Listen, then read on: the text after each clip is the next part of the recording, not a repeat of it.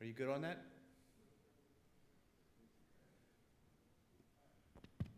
Just keep going for a little bit more, please, Danny. There's One, testing the 2, Zoom. 3. I'm going to bring it up just a hair, just so it's a little.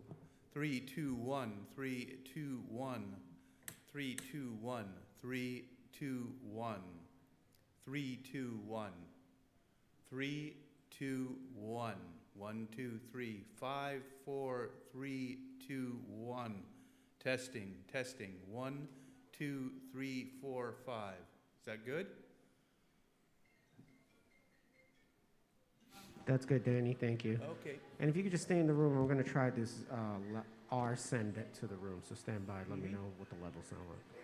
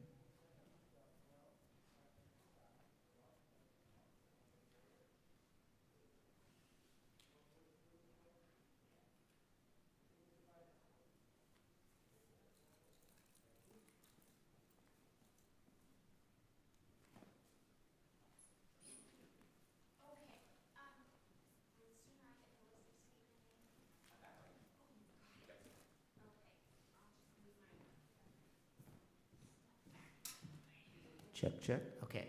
Now, Danny, if you're still up there, can you mute them again, the top big button? Just these four.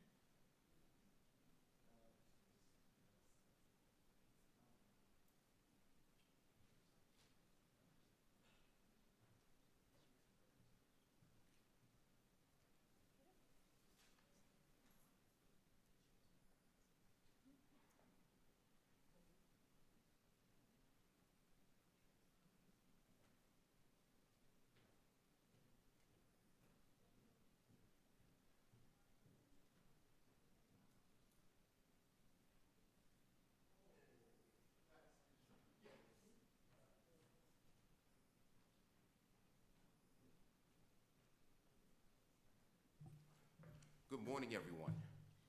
Good morning, everyone. All right. Good morning.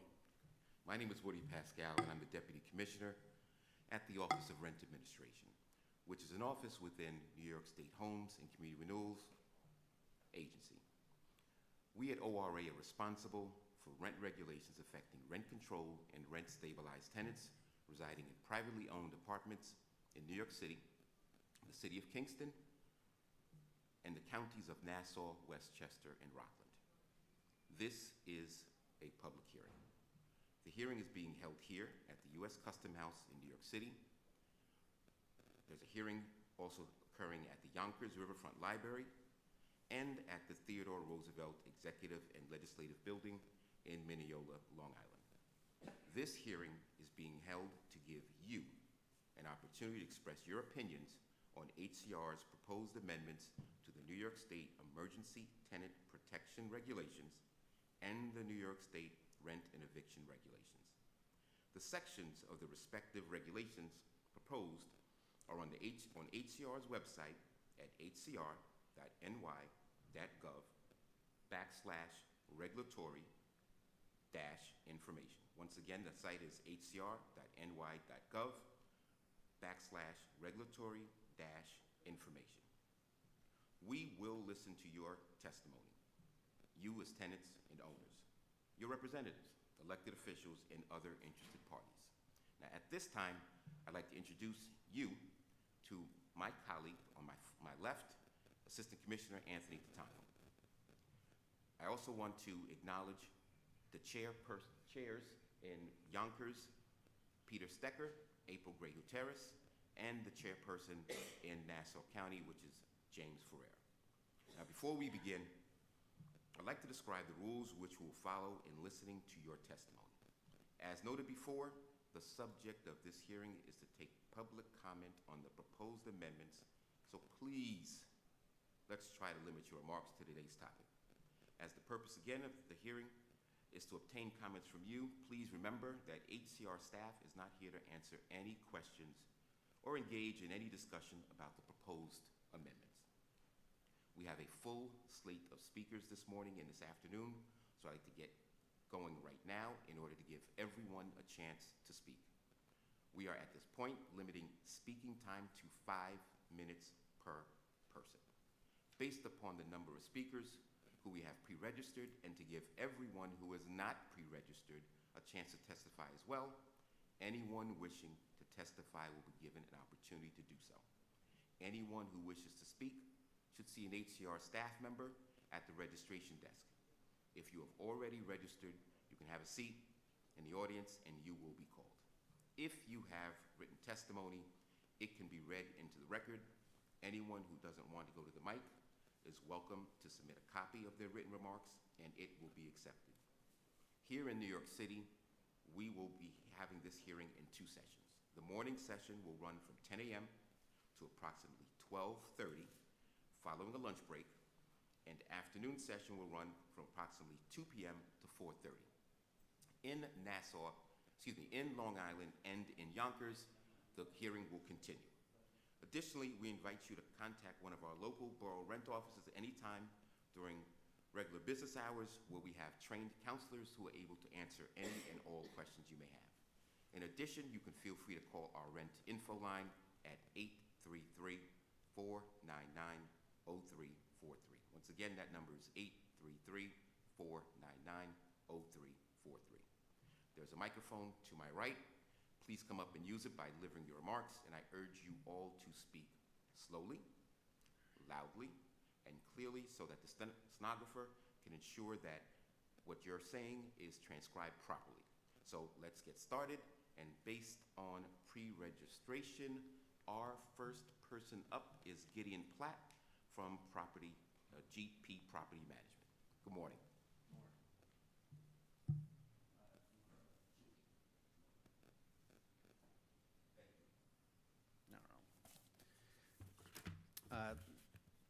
Thank you. I would like to start off by saying that I can appreciate the idea and desire for rent stabilization. And while I would be happy to discuss the pros and cons of the law as written, my time here is limited, and frankly, this is not the forum to discuss the law.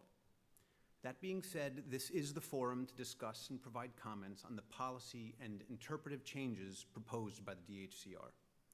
Specifically, I'm here to discuss the changes in DHCR approach towards apartment reconfigurations and first rents.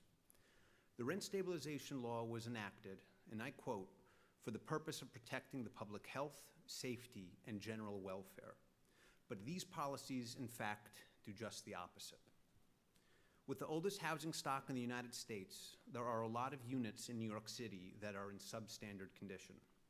And with the current cap of $15,000, or closer to $12,000 when adjusted for inflation, on renovating apartments, it forces property owners and managers to choose whether to keep a dilapidated unit vacant or put the health, safety, and comfort of future occupants at risk. Does one abate lead paint or install hardwired smoke detectors, provide working plumbing fixtures, or fix unleveled floors? On the other hand, keeping a unit vacant helps no one. But I wouldn't dare let someone live in some of the decrepit units I've seen. Frankly, even with the full allowance, I don't think these units would pass a quality control inspection from HUD, Section 8, or HPD. The only practical solution, and I believe the legislative intent of the law, is to provide safe, healthy, and new apartments to the general public. If you take two inadequate apartments and create something that never existed before, the societal benefit exceeds the aggregate of the square footage. One might recall the idiom attributed to Aristotle: the whole is greater than the sum of its parts. It's not just that the square footage has changed, but rather the entire essence of the apartment. In fact, these new units will better serve the community since they are providing quality units that have rents that are stabilized for the new occupants, which would otherwise have been left vacant until the building was ultimately demolished or removed from stabilization altogether. The true victims are real New Yorkers, the ones working hard but are overqualified for subsidized housing and out of reach for luxury high-rises. There is a need for these larger, rent-stabilized units located in established neighborhoods, as they are more affordable for young families than the free market luxury units in glass and steel towers. The proposed policy amendments would create new rents that are an arbitrary number that is disconnected from reality. If the HUD, HPD, and NYC's own guidelines indicate that fair market rent for a one-bedroom apartment is $19.45 a month, then how can one arbitrarily, after extensive transformation at today's new higher cost of inputs, say the rent should be some combination of two prior rents? With my time running out, I want to give a very clear example where these proposed interpretive changes would have terrible consequences for the health, safety, and general welfare of the residents in a building. Several years ago, I undertook a project to retrofit an old building built in 1901 and make it handicap accessible. The project required an elevator shaft to be built where a bedroom previously existed. There were 5 apartments that needed to donate some square footage to the greater good. When completed, these 5 units, albeit smaller in square footage, were not the same as their predecessors. They were new. And yes, in case you were wondering, all of the residents in those 5 units remained in the building at the same rent in a newly renovated unit across the hall. Square footage is not the only determining factor in what makes something new or more valuable to society. Handicap accessibility, fire safety, or resident comfort are just a few of the intangibles that are overlooked by a crude calculation on square footage alone. We should be encouraging the industry to think creatively towards adaptive reuse of our aging infrastructure and to provide solutions to our housing needs, not collective punishment of an entire ecosystem because a small minority of bad actors. The DHCR stands for community renewal, not community reversal. But these are the unintended consequences of piecemeal policy analysis. More and more units will sit vacant, only exacerbating the current shortage. In closing, I urge the panel to focus on the intent of the law as written, which is to promote the health, safety, and general welfare of the public by encouraging community renewal, rehabilitation, and creating something new out of something obsolete. Thank you. Thank you. Our next speaker will be Lucy Block from NHD.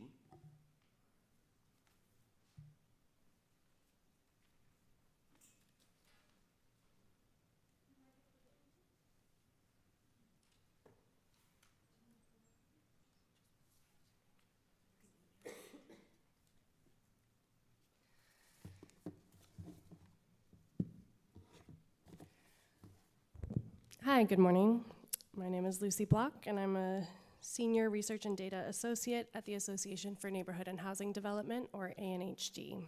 Our mission is to advance equitable, flourishing neighborhoods for all New Yorkers. ANHD represents over 80 neighborhood-based and citywide nonprofit organizations with affordable housing as a central component of their mission. There are many important regulations that are going to be discussed today, and at ANHD, we want to emphasize our support for the policy platform created by the HCR Working Group of the Housing Justice for All Coalition.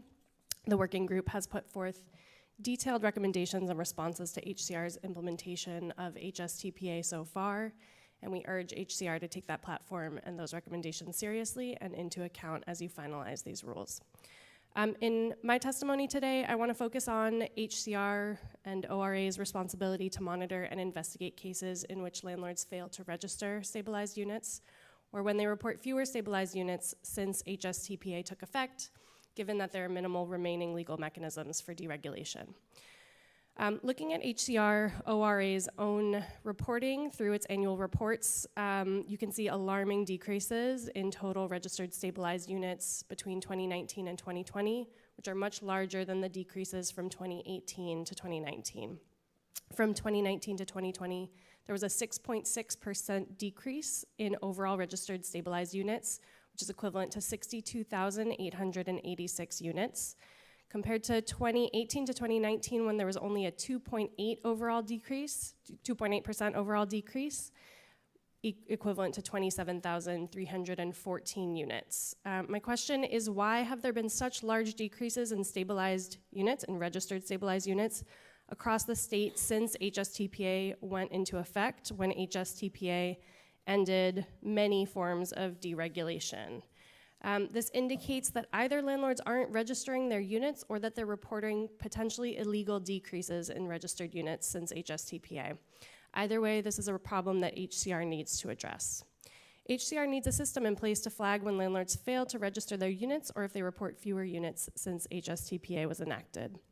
HCR should investigate those circumstances. That's the agency's responsibility, and not for individual tenants to investigate and prove. That is too much administrative and legal burden to place on tenants, and it won't capture system-wide problems. Ultimately, HCR is responsible for ensuring that landlords follow rent regulation laws, but we at ANHD have been disappointed to see that the agency has not implemented the kind of data transparency that we believe was written into HSTPA, which would help the public and advocates see and investigate instances of failure to correctly report stabilized units. Part L of HSTPA says that HCR must provide the data used to calculate the figures that are required to be included in its annual report on its website in machine-readable format. However, HCR has only provided minimal data used to calculate those figures. It was provided in the 2019 and 2020 annual reports, deep in PDF documents, and the 2021 links to the underlying data were broken. Those files do not include the full range of data used to tabulate the figures in the annual reports. Specifically, HCR does not make the numbers of rent-stabilized units per building available. The addresses are redacted, and presumably the agency believes that those addresses are confidential information. We believe that is not true and does not follow the intent and guidance of the law. Providing the number of stabilized units in each building, not each apartment, per year would not put individual privacy at risk. It would promote transparency and accountability for both landlords and HCR as an agency, so that organizations like ANHD could see cases where landlords are either not registering their units or are reporting suspicious decreases in units. We urge HCR to take its role in enforcing consistent and accurate reporting seriously and to be transparent with the public. We have not seen a commitment to holding landlords accountable through these relatively simple mechanisms, and a failure to do so undermines the intent and laws enacted by HSTPA. Thank you. Thank you.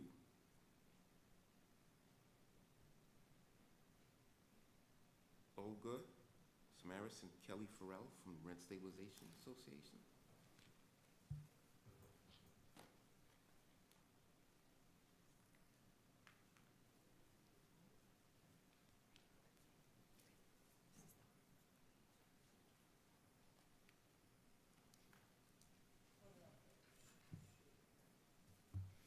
Hi, good morning. My name's Kelly Farrell, and I'm joined by Olga Samaras. I'm Good the morning. Policy Analyst, General Counsel of the Rent Stabilization Association.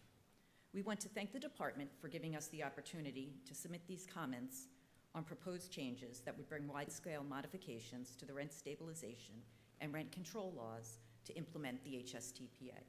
We have submitted extensive written comments, but would like to address a few major points here. Most significantly, these rules go well beyond the HSTPA. These are changes that are not required by the HSTPA, and these are changes to decade-old policies that have been upheld time and again by the New York State courts at a time when property owners are still reeling from the economic, financial, and existential effects of the HSTPA on their buildings and livelihood. We want to direct comments today to new unit creation and substantial rehabilitation and demolition, both of which provide flexibility to upgrade New York City's decades-old housing stock. Housing needs to evolve. Housing standards change. Housing needs change. Housing preferences change. We have showers in the kitchens of century-old tenement buildings. There are railroad flats where entry to one bedroom must be made through another bedroom, or fifth-floor walk-ups where the top floors are not accessible to the disabled or elderly. Housing needs to evolve. It just needs to. While the HSTPA foreclosed many means by which rent-regulated owners were able to reimagine and upgrade their properties, these proposed regulations unnecessarily stymie two legal avenues left to invest in buildings. This will limit an owner's ability to modernize and adapt to buildings. These changes are not required by the HSTPA and seek to memorialize an aging building's status quo and disincentivize investment to the detriment of all rent-stabilized tenants, rent-regulated buildings, and overall housing habitability. It's no secret buildings require constant investment. The proposed amendments ignore the realities that it costs money to keep old buildings habitable and adapt century-old buildings to 21st century living standards. They also ignore important realities born of New York State's rent regulation laws. Regulated owners subsidize their existing rent-stabilized tenants' rents, which are too low for owners to meet their operational costs on these rents alone. Legal first rent setting following the creation of new units and after substantial rehabilitations generate the revenue to provide this subsidy, as well as capital for unit and building modifications that benefit all tenants. This is how building systems upgrades and mandate compliance are funded. By foreclosing all revenue avenues, buildings will suffer, as will tenants. And so we urge the department to modify the regulations for these reasons. Thank you.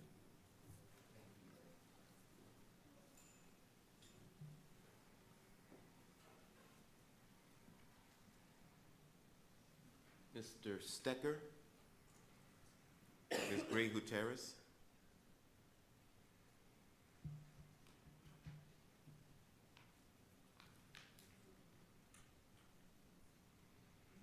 Do you have anyone in Yonkers?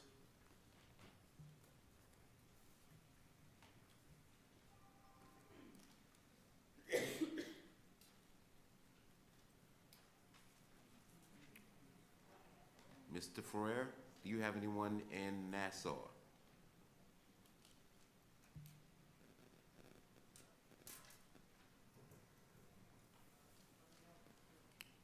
Is there anyone who'd like to speak?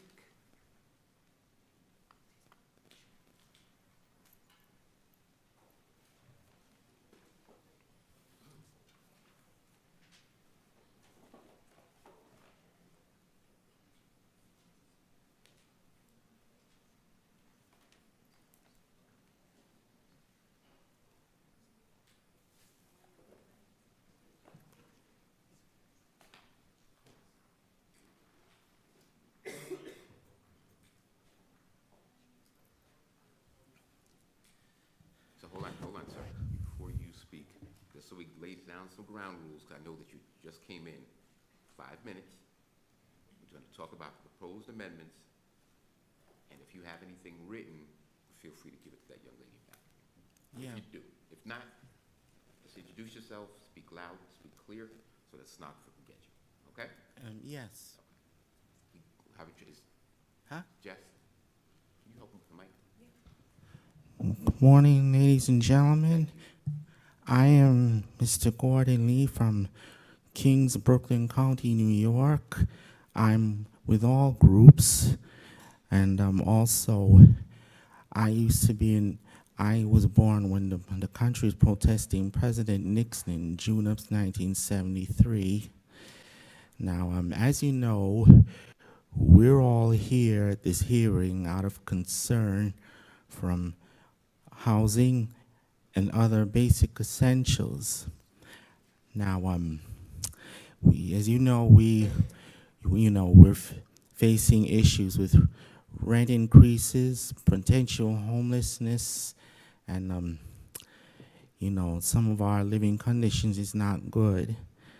Now, as you've been hearing, about corrupt landlords and the corruption with housing court, they have been requiring tenants to represent themselves because they want to speed up eviction cases, and they're trying to, apparently they overturned our right to counsel. Now, as we've been protesting all along, housing and affordable housing is a human right, and we also have a right to a lawyer if we get evicted. And furthermore, this is Veterans Month. Last week, it was Veterans Day. Now, we're supposed to be honoring our troops and our veterans who gave their life to save the country and our constitutional rights, including right to affordable housing, and including right to counsel, right to a free lawyer if we get evicted, to defend our home. And as we keep talking about the landlords and housing court and the politicians, if they don't like us, or if they have no respect for us, if they can't think of us, they still have to think of our troops and our veterans who gave their life for our country, for our democracy, constitutional rights, including right to affordable housing and right to counsel on housing, right to a free lawyer if we get evicted. I mean, the housing court has to adjourn cases until all tenants can have lawyers, or allow tenants to have their lawyers represent them and respect our right to counsel. And if you don't want to do it for us, they still have to do it for our troops and for our veterans to honor them, because they gave their life for just that, right to counsel and right to affordable housing. It's a human right here in America. And I heard that a lot of homeless people are veterans. And once upon a time, they can have government grant to pay for their expenses forever. Now they can't even have a home or get jobs and access basic essentials, and it's a huge disappointment.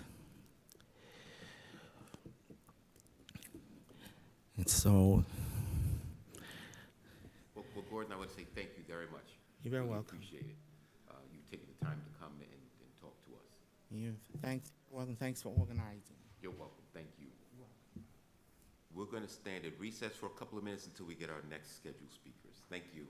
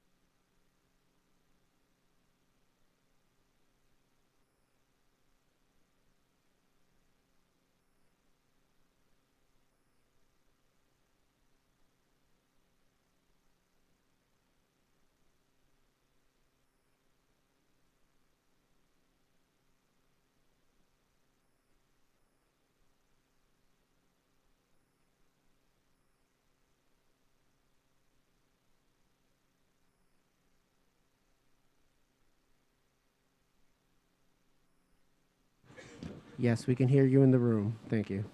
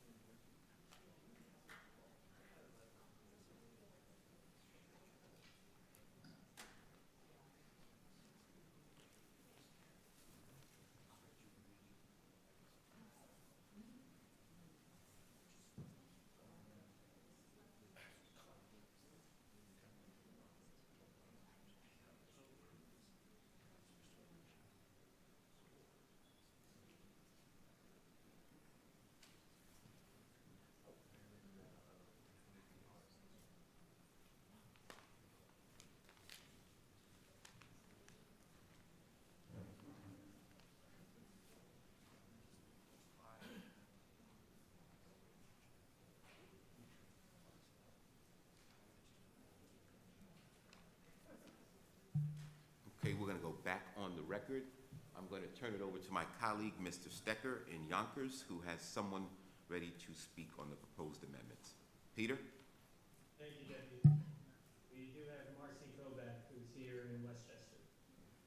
Good morning. My name is Marcy Kovac. I'm from Legal Services of the Hudson Valley. We're a skilled legal service provider. We represent tenants and see every day.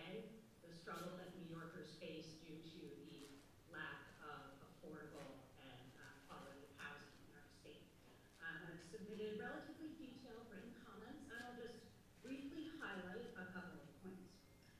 So the amended regulation on substantial rehabilitation and the finding of a deteriorated condition, meaning that a landlord's not eligible for that exemption. In the proposed regulation, it requires a finding of harassment. If I were to walk up the hill to Yonkers City Court and ask one of the judges to enter a finding of harassment, I would be laughed out of the courtroom. That is a finding that's made in HP proceedings, which we currently don't have outside of New York State. So a broader finding, such as a code violation, would be more applicable to tenants outside of New York State. And I'll just note, in there are two places regarding primary residency addressing survivors of domestic violence, which I appreciate. That's a very important inclusion. And we would recommend making it clear that documentation conforming with the 2019 amendment to RPL 227C deemed sufficient to establish domestic violence victim status would be of a benefit. Next, I'll move on to just a couple of points on municipalities newly adopting ETPA. I'll go into more detail in the written comments, but more deadlines, more specific deadlines, and more expeditious process between the declaration of an emergency and a rent guidelines board vote would benefit tenants, because fear and confusion and bad acts and lack of faith in the process, we've been already starting to see increase the longer that process is delayed. We'd also recommend a fair market rent appeal form, which prompts the tenant to include the information which is actually prompted in the statute, and particularly as when a municipality adopts ETPA, there may be tenants who have a good faith basis to file both a fair market rent appeal and a rent overcharge claim. For example, for rents increased during the time when they were to be frozen. It makes it even more confusing that there's not a specific fair market rent appeal form. And there was a laudable addition that an actual physical mailing address or service of process can be made to the actual owner of a building to be provided in the initial registration statement, could be duplicated in several other places, such as requiring the physical street address in annual statements, because properties turn over or LLCs change legal entities so frequently. So duplicating that notice to tenants of who is the actual owner and where could they be physically served with the process would be of a benefit. And I'll conclude there. Thank you very much. Thank you very much. Now I'm going to call on Oksana Miranora from Community Service Society of New York.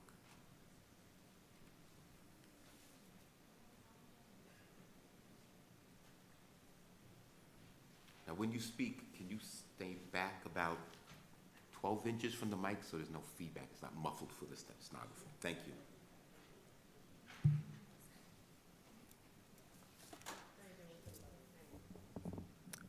Does this sound okay?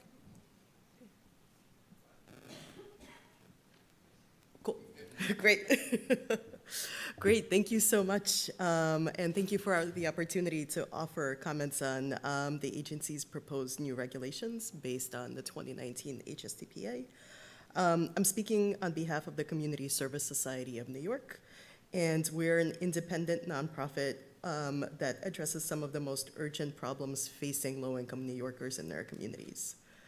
In the years leading up to the passage of HSTPA, we at CSS have demonstrated the need for major reforms to the rent laws. We showed how numerous loopholes within the rent regulation system allowed for rampant fraud and overcharge, as well as perfectly legal means to hike up rents to unconscionable levels. Our data showed how low-income tenants in particular suffered as a consequence of issues with the vacancy bonus, individual apartment improvements, major capital improvements, preferential rents, and vacancy decontrol. These loopholes displaced tenants from their homes, made rent-stabilized housing stock much less affordable, and ultimately took over 290,000 units out of the regulatory system altogether. We celebrate the 2019 HSTPA law as a landmark legislation which provided a much-needed corrective to the most unfair and dysfunctional aspects of rent stabilization. We encourage HCR to enact rules and regulations that are in line with the legislation's goal to protect and geographically expand rent regulation in the state, as well as shield tenants from unlawful rent increases and preserve New York's low-rent housing stock. To this end, we make the following top-line recommendations. Whenever HCR's draft recommendations refer to exceptions or waivers for landlords' applications that directly impact tenants' rights and regulatory rights or regulatory status, we urge the agency to instead adopt clearer and more universal guidelines. The system works best when its rules are clear to both landlords and tenants alike and allow for as little confusion or unpredictability as possible.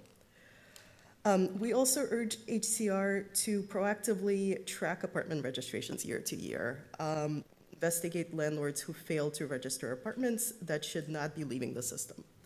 Landlord penalties for failing to register apartments must be increased, and no orders should be given to landlords who fail to register their unit.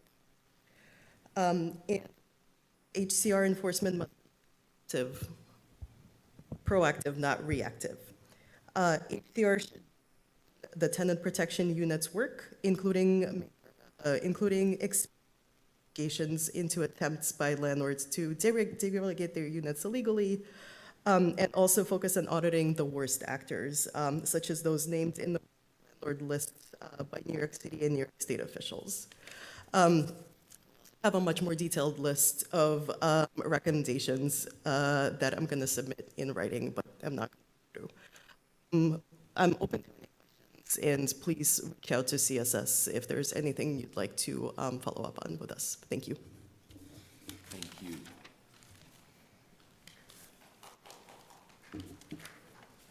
Now we'll have Christine Q from Tenants and Neighbors.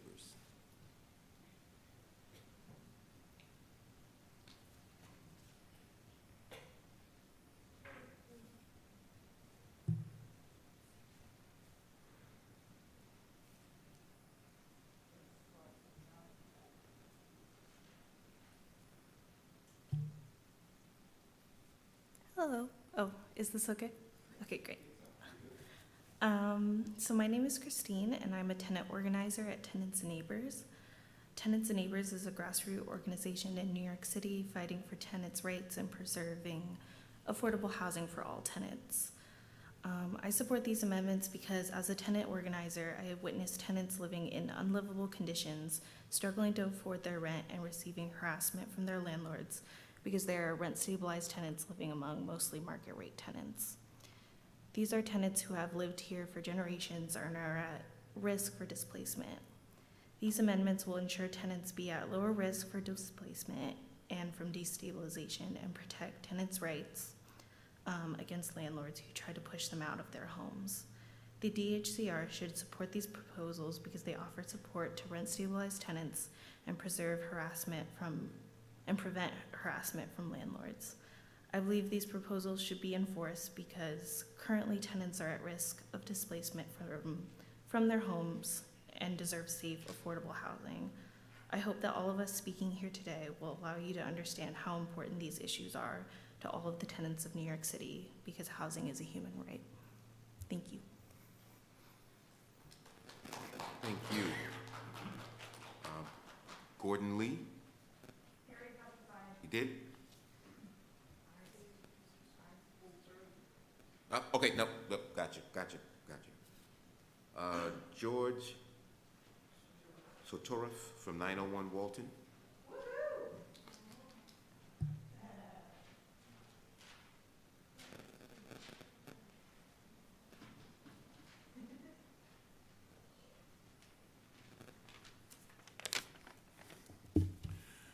My name is George Satiroff from 901 Walton Avenue in the Bronx. I am not a lawyer, I'm not a politician, and I'm not a prophet, okay? I'm not really educated, so I have to speak simply from what I see and perhaps just mix some metaphors and address the mouse in the room or the elephant in the room or whatever. First, I just say that apartments are not commodities, and therefore the idea that commodities are the ideas that apartments are subject to market rates is a fallacy. I just want to say that. Now, the other thing is that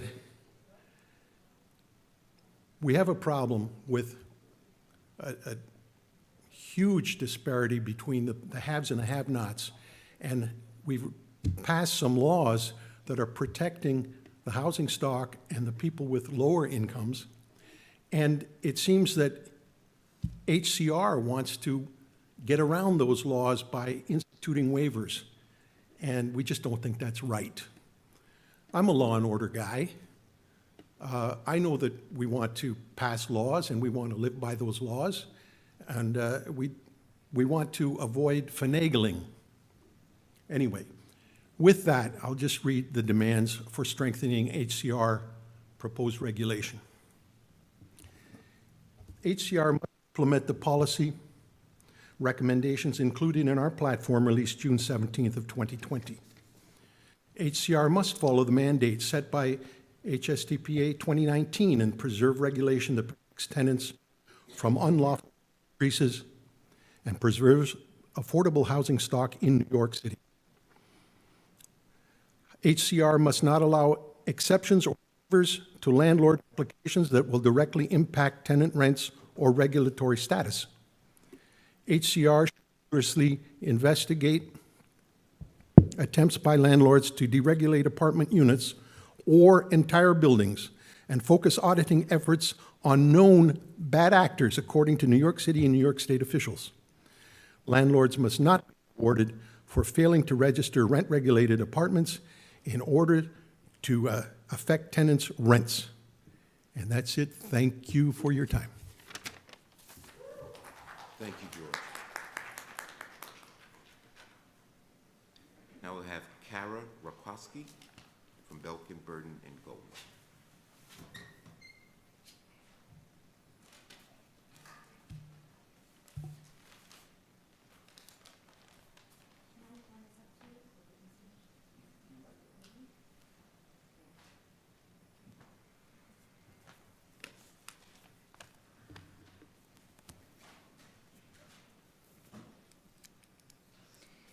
Good morning. Thank you for allowing me to speak this morning. In the more than 30 years since its founding in 1989, our firm, Belkin, Burden, Goldman, has established itself as real estate industry's reliable legal counsel. It is in our client's interest and that I offer my comments this morning on the amendments that are proposed by DHCR. The focus really should be on quality housing. And our clients have all been focused on providing quality housing. However, the proposed amendments clearly, for several reasons, first of all, starting,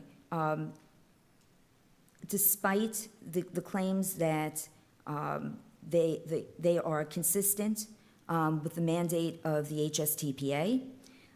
When you review the HSTPA, there are several areas that were not even mentioned that are proposed changes in DHCR's proposed rule. So I'm going to, since I'm limited, I'm going to speak to some of those. Unit reconfiguration and first rent rule. This involves taking vacant units, many of which have been occupied by long-term tenants for decades, and clearly need to be upgraded so that people can reside in them under current standards. Years ago, people didn't have so many appliances. Many tenants now are using modern appliances. That's what everyday life entails. Owners are now being forced to, under these proposed rules, to choose between making mandated or essential, what they believe to be essential upgrades to a unit that has been occupied for decades. And they are limited as to what they can do financially because everything has gone up. The cost of gas, the cost of fuel, the cost of water, taxes. The one thing that hasn't gone up proportionally are rents. So you're taking units that have not been renovated in years, and you are limiting what an owner can charge for them after a renovation. It creates a problem because in order to subsidize the lower rents in the building, that for long-term occupants, long-term stabilized tenants, you need to have some higher rents in those buildings. If you do not allow owners to take increases on vacancy for these combination units and allow them to upgrade their buildings, you are diminishing the quality housing. You're forcing owners to choose between making what they believe are necessary repairs and upgrades. What is more important? Is it X or is it Y? Tenants deserve to have quality housing. Owners want to provide it, but you're really tying their hands. And the HSTPA doesn't mention this type of change. It's not contemplated. So that first, rents on combination units, that was my first. Second is substantial rehabilitation. The proposed changes to substantial rehabilitation, the way it's drafted really contradicts the alleged intent, right? So, example, when substantial rehabilitation is when you take a building that's in substandard condition and you perform, under current law, 75% of the installations or replacements of building-wide systems, and then the building is exempt. What is very concerning, one of the things that's very concerning about this provision is that it provides lack of evidence for any reason, including passage of time, does not excuse the applicant's obligation to substantiate the application as required by this section and any related operational bulletins. Sub-rehab has been part of the code and the law for decades. Buildings could have been sub-rehabbed in 1974 and have gone through a series of owner transfers. Although under this provision, an owner who is in ownership today, who could have owned for the last 15 years, would now be responsible for documenting a sub-rehab that occurred in 1974. Clearly violates what the Court of Appeals said in the Regina case. And so what we're headed for here is instead of providing an opportunity to clarify and to eliminate administrative and court issues, we're really setting this up here for additional litigation that will go on surely for years. Okay. All right, Karen? Yes. I need to wrap up because we hit the 5-minute mark. Okay. Okay, thank you. Then I'm done, because those were the two that I wanted to hit. I have several more, but I can speak for a long time. But thank you. Appreciate it, thank you. Is Jordan Cooper here?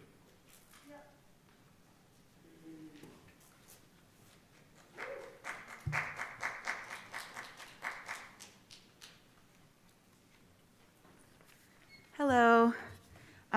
Hey, Woody, nice to see you. It's been a while. I'm Jordan. I'm the co-director of CASA New Settlement, and I'm here to testify today on behalf of the Housing Justice for All Coalition.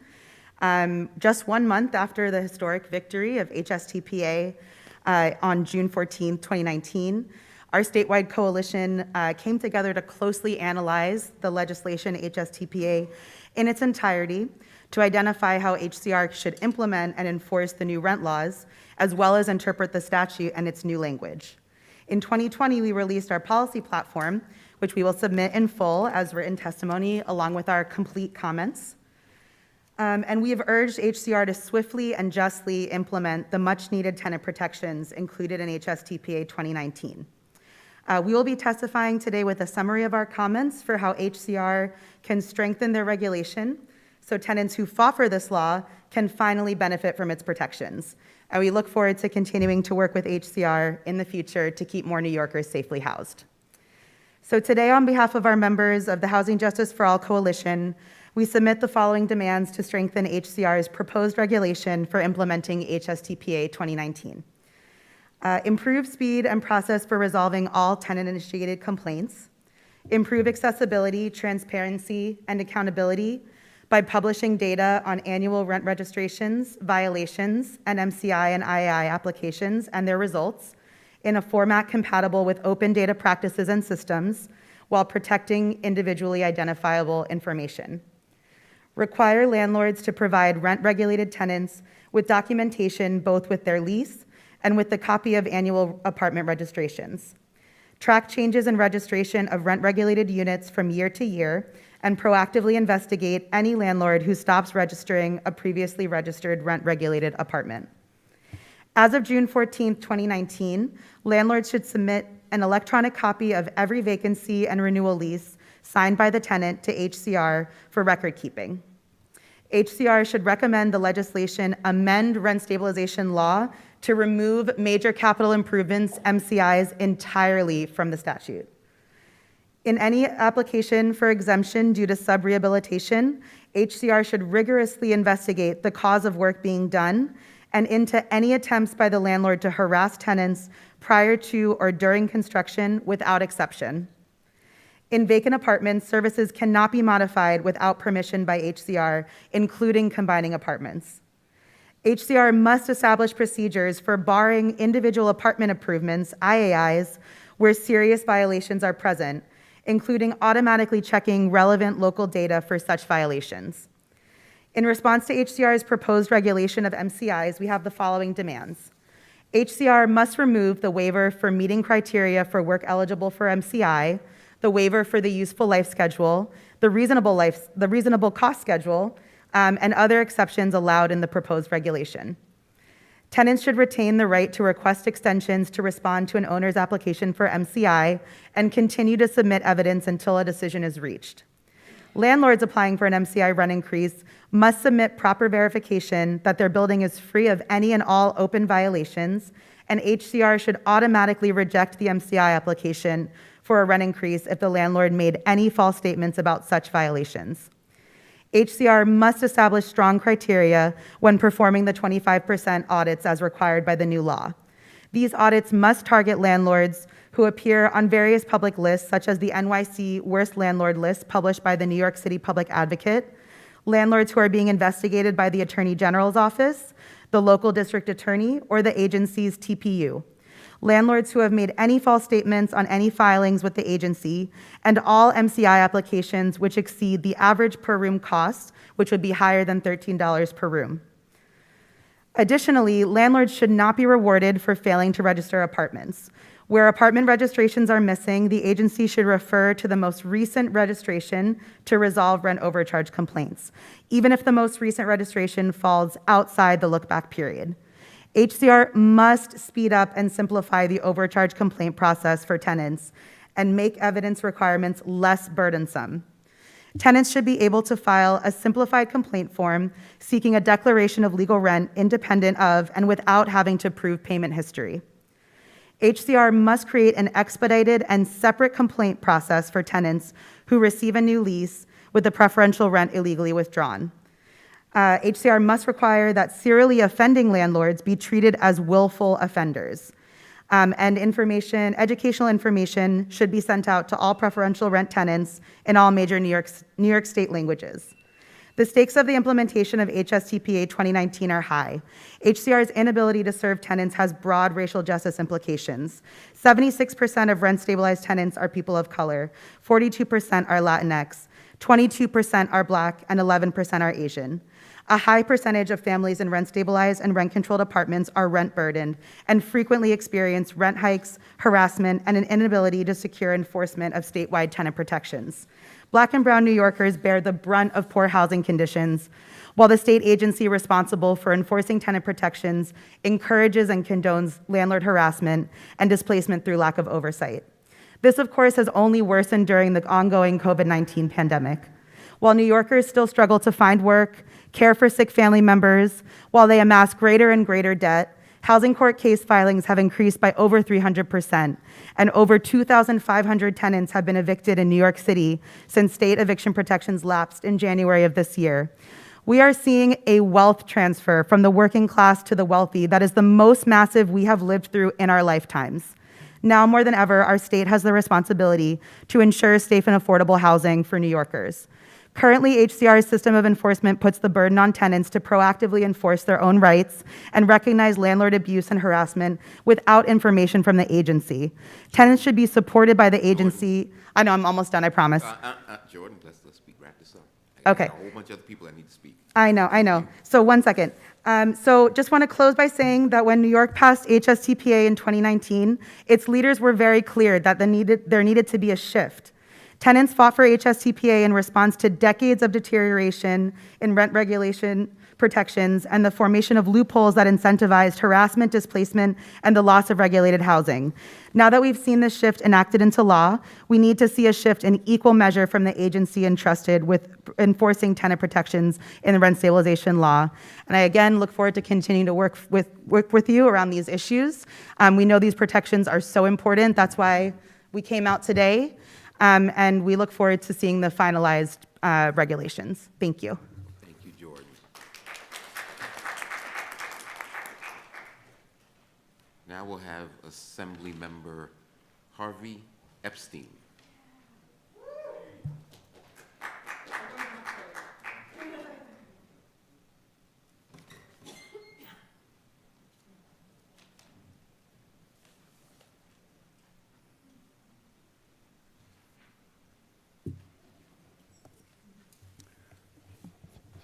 Good morning, everyone. My name is Harvey Epstein. I'm a state assembly member representing the 74th Assembly District, which is on the east side of Manhattan. I represent the neighborhoods of the Lower East Side, East Village, Stuyvesant Town, Peter Cooper Village, Murray Hill, Kips Bay, Tudor City, and up to the United Nations. I want to thank HCR for holding this hearing today and proposing some really important changes and regulations that help preserve affordable housing. As we've just heard, and as we all know, my constituents and constituents all over the city and state are facing rising rents and lack of affordability. And we need to do more to make sure that we maintain the affordability for New Yorkers. The current rules around combining apartments, separating apartments, it's a huge loophole that gives owners an incentive to try to keep some units vacant, keeping them off the market, potentially harassing other rent-stabilized tenants into leaving so they can combine or subdivide apartments and radically increase those rents. I say that from experience. I say that from my experience as prior to my election to office being a legal services lawyer. I say that from my experience talking to residents in my community. I say that from experience from hearing from tenants in buildings time after time again experiencing these hardships. We need to close these and other loopholes in the rent stabilization law to ensure that it protects the existing rents, existing affordability, and existing tenants. This is what we did in 2019 by passing the Housing and Community Tenant Protection Act. The HSTPA was an attempt from all of us to preserve the affordable housing that we had left. We know because of the changes in the rent stabilization law, we lost hundreds of thousands of units to deregulation and to combining and to unaffordability. You just look at, in my district at Stuytown, Peter Cooper Village, which was a working/middle class, fully rent stabilized development. And we see now rent stabilized units renting for $7,000, $8,000, $9,000, and $10,000 a month. Who is that affordable for? These are because the provisions that we put into place over the last 30 years before we passed the HSTPA allowed property owners to substantially increase the rents in their developments without the concern for affordability and the future tenants that were residing there. In my community, groups like Good Old Lower East Side and Cooper Square Committee continue to hear of numerous incidents when landlords are trying to make minor modifications to building footprints, like taking one room from one apartment and putting it into another apartment and listing them both as new apartments with huge rent increases. We've seen them try to combine just an entire floor, taking 3 apartments on a floor and making 5 apartments, leaving very little affordability in its wake. Our goal, and it continues to be a goal, and I believe the goals of HCR, is to maintain and preserve affordable housing and rent-stabilized housing. We did that by abolishing vacancy decontrol in 2019, which used to be an incentive for owners to force tenants out. The new incentive is now holding units off the market or combining rents. Another incentive is just by resetting the entire apartment layout, by saying instead of 1A, 1B, and 1C, they're saying changing it to 1, 2, 3, 4, trying to abolish the rent regulatory history so future tenants have no idea what their history was and it can't be tracked through HCR. We need to close these loopholes. We need to ensure that when we combine apartments, that these aren't allowed for fresh rents. We can't allow 2 apartments that we're totally renting for $2,000 to have new rents over $9,000 or $10,000. And that's what we're seeing in my community. I know this was not the intent of the legislature in passing the HSTPA. We were there. We were fighting to preserve affordable housing. It was our intent to preserve units across the city and state, intent to prevent displacement and to preserve affordability and to end any kind of vacancy decontrol and to end high rents that we're seeing continue to happen because of these loopholes. Recently, HPD estimated there was 88,000 vacant apartments in rent-stabilized buildings in New York City. That's potentially 10% of the rent-stabilized housing stock. This is in the midst of a historic homelessness and housing crisis, which is unacceptable and truly unconscionable. We saw the Coalition for the Homeless report in New York City that the homelessness has reached the highest level since the Great Depression. In August 2022, 55,000 homeless people, including 17,680 children, were sleeping each night in our city shelters. And the average rent in Manhattan and in my district well exceed $5,000. HCR acknowledges that, while rent-stabilized apartments in 2021 in Manhattan were right around $2,000. As we know, rent stabilization is a lifeline to working and middle-class New Yorkers who live in our city. We need to do everything possible to safeguard those and take away every incentive that owners have to speculate on these apartments to seek higher rents. That is our goal here. It's unclear why building owners are withholding units from the market in the midst of this huge housing crisis.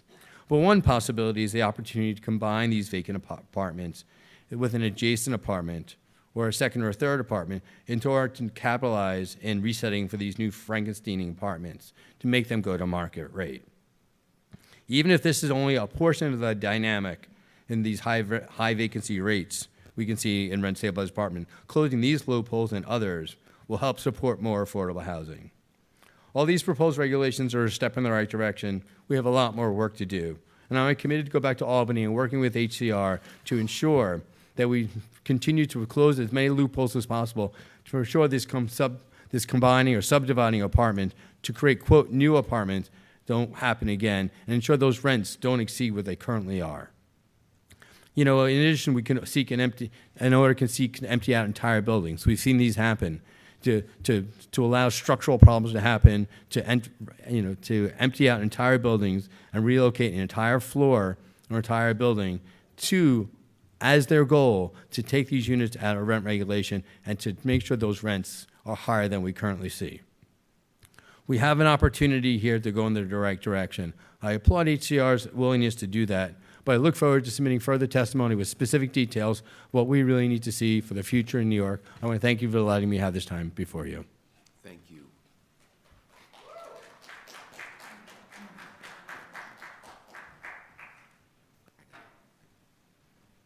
Now we will hear from Assembly Member Deborah Glick. And then after the Assembly Member, we're going to go back to Westchester County with Mr. Stecker and Ms. Gray-Gutierrez.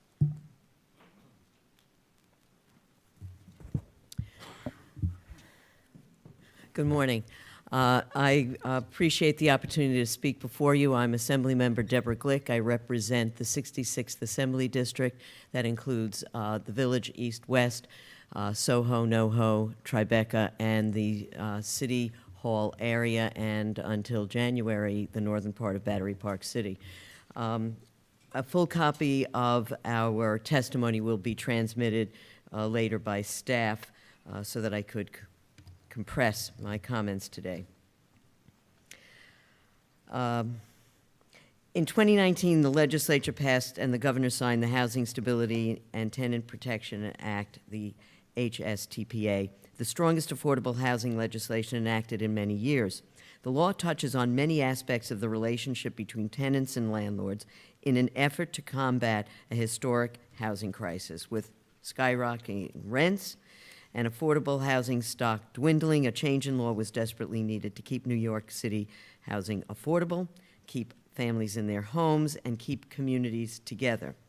The HSTPA has done this by repealing high rent vacancy regulations, vacancy bonuses, reforming major capital improvement and individual apartment improvement increases, strengthening protections against tenant blacklisting and retaliation, limiting the price of security deposits, and many other important reforms that have worked to make New York more affordable and tenant-friendly for the last 3 years. I'm thankful that HCR has proposed amendments to endeavor to conform regulations to the contours of this law. It is regulation that has kept more units affordable and more people in their homes. A leading reason for the housing crisis is real estate speculation. It is critical that the existing loopholes that have exacerbated the housing crisis be closed. First and foremost, I want to commend the proposed amendments to first rent. A major loophole exists in creating so-called Frankenstein units by reconfiguring and combining units to make larger apartments or more numerous apartments. These newly created units are not currently protected from deregulation and skyrocketing rent increases. Even when regulated apartments are combined to form a new apartment, the landlord is free to ask for whatever rent they choose, effectively removing 2 or more regulated units from our affordable housing stock in favor of high-end apartments. That is essentially creating vacancy decontrol in a back door. This practice has led to a spike in vacant apartments being kept off the market. The obvious rationale for mass warehousing of apartments that has been documented is the hope that future adjacent vacancies will arise and provide an opportunity to combine these units and name a higher first rent. It's reported that there are anywhere from 60 to 80,000 vacant rent-regulated units that are being kept off the market. These are affordable apartments that New Yorkers need right now. By clarifying rent-regulated status for newly created apartments and limiting the first rent that can be charged for these apartments, and in combination with proposed regulation changes to demolitions and substantial rehabilitations, HCR will be removing a substantial financial incentive for landlords to keep regulated units empty and will preserve much-needed affordable housing units. Under the strengthened tenant protections enacted by HSTPA, building demolitions remain the one few ways units may be deregulated, in addition to the Frankenstein units. This is problematic because the definition of demolition that is being used does not conform to the everyday understanding of the word. Right now, an interior gut renovation where exterior walls remain standing can suffice as a demolition. Regulated units are being deregulated through phony demolitions in which major structural elements of the building remain intact. This is a renovation, not a demolition.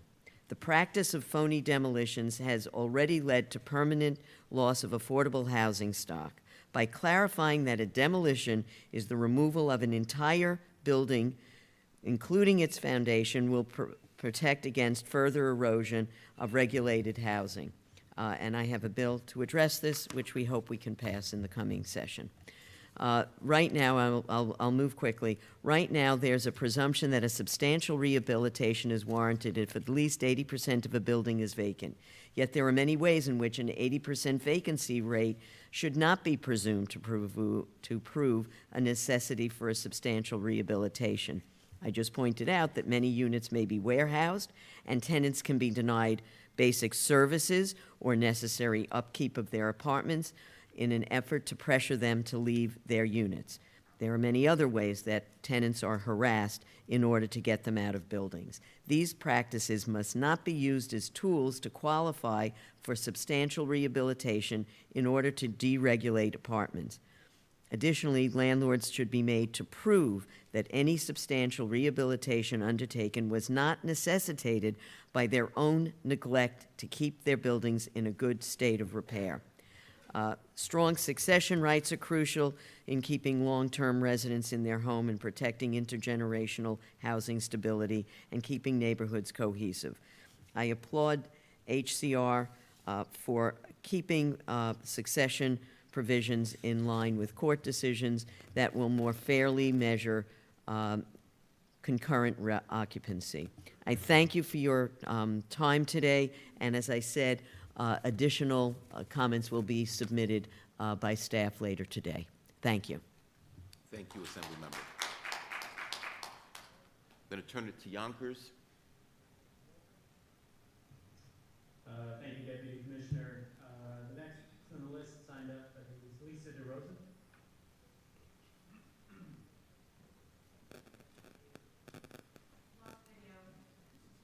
Good morning. Can you hear me?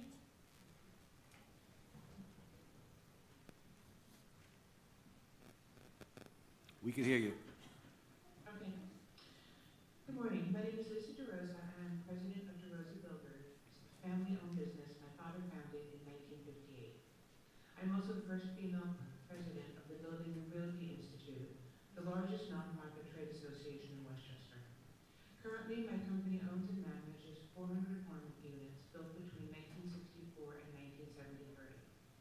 At the time, our buildings were hip, modern, and a place to be. After all, if you lived at a DeRosa property, you had harvest board appliances with matching Formica countertops, on-site laundry facilities, dishwashers, and red, orange, or yellow shag carpeting. I do not need to tell you the hammering my industry has taken in the recent past, and there seems to be no light at the end of the tunnel. Beginning with HSTPA and the stranglehold that was placed upon building owners who want to invest in their properties but can either no longer afford to or cannot find the financial sense to make these investments. Followed by a pandemic where there was no repercussions for not paying your rent, paying it late, or leaving your apartment. And now you want to place more regulations on us? How much do you want to see our oldest inventory deteriorate before you throw us a lifeline?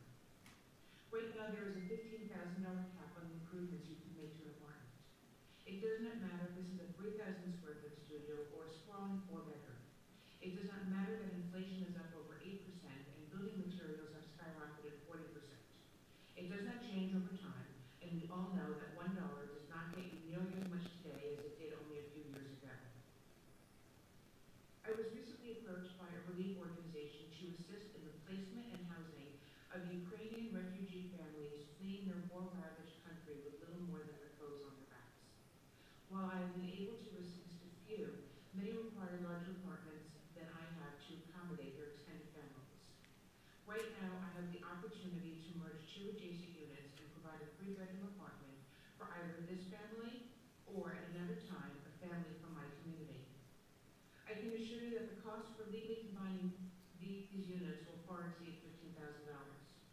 Additionally, even with updated bathrooms, new appliances, and stone counters, at the end of the day, my apartment still in a 1971 building. We do not have concierges, virtual or otherwise, rooftop gathering areas, conference or package rooms or smart home technology, and the infrastructure is not there to add these items that the new buildings going up around me have. The market rents that my property will support are far different than the market rents you see in newer communities. However, my market rents are reasonable for a family to support in Westchester.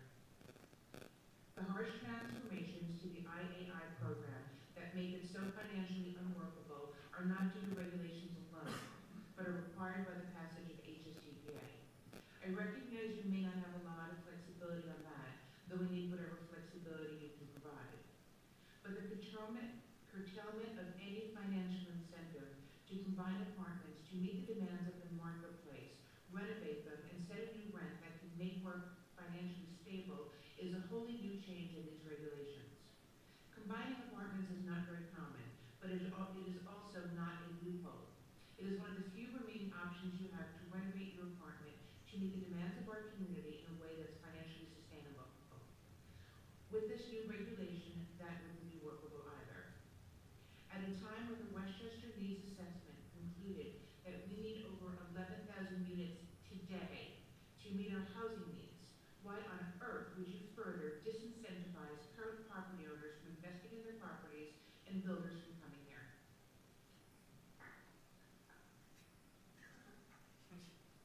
I have pictures of one of the apartments that I wish to combine. This was the condition that it was left to us in. The existing tenant passed away. We've reached out to every family member, and they are not interested in coming and doing anything. So we are left with an entire lifetime worth of stuff to clean out in addition to everything else we need to repair. I don't know if you can get the it was aware that it was going to be. Thank you. Deputy Commissioner, we also have Alana Cipricelli here to speak, who's the next on the list. Okay, let's do that and we'll come back to New York City. Thank you. Good morning.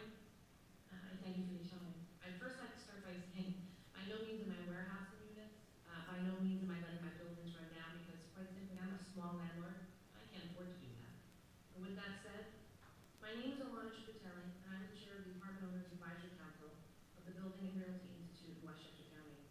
I also sit on the board of directors of the Westchester Owners Association.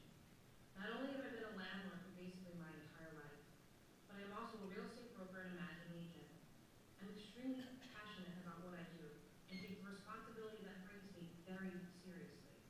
A relationship between the tenant and the landlord is important, not only to the landlord, but also our tenants who have entrusted myself and my family with a significant asset in their life, their home, their apartment, which is within my building. I live and breathe my buildings. Not only are they a piece of my livelihood, but they're also part of my family legacy. My management company is called Procedural Recess because 3 generations of Cipricellis have owned, managed, and operated our buildings. With a 4th grade education heavily rooted in its Italian heritage and little to no understanding of the English language, my grandfather risked it all and hoped to provide a better future for his family and generations to come.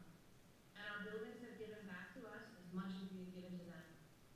But for the first time in my life, I'm afraid of what is going to happen to my buildings, afraid of what is going to happen to my tenants and my family because of something that is totally beyond my control. I'm speaking about the changes referenced today to ETPA and HSTPA in 2019, which resulted in the new law, HSTPA. In particular, I would like to address the changes made to IAIs. Let me start by saying I realize this panel cannot change what has been put into law, but my hope is that you take the testimony of myself and my colleagues at the building and really listen to what we are saying because circumstances are dire and immediate changes are needed when dealing with HSTPA, especially as it relates to IAIs and MCI. Under the new law, a landlord is capped at $15,000 and no more than 3 IAIs in over 15 years. No matter the size of the apartment, that's nuts. No matter if it's a studio, 1-bedroom, 2-bedroom, 3-bedroom, 4-bedroom, that's nuts. This is impossible to achieve. Everyone here knows the effect of inflation that has had on our cost of goods. Building and repair costs have skyrocketed. I can't get any part of renovation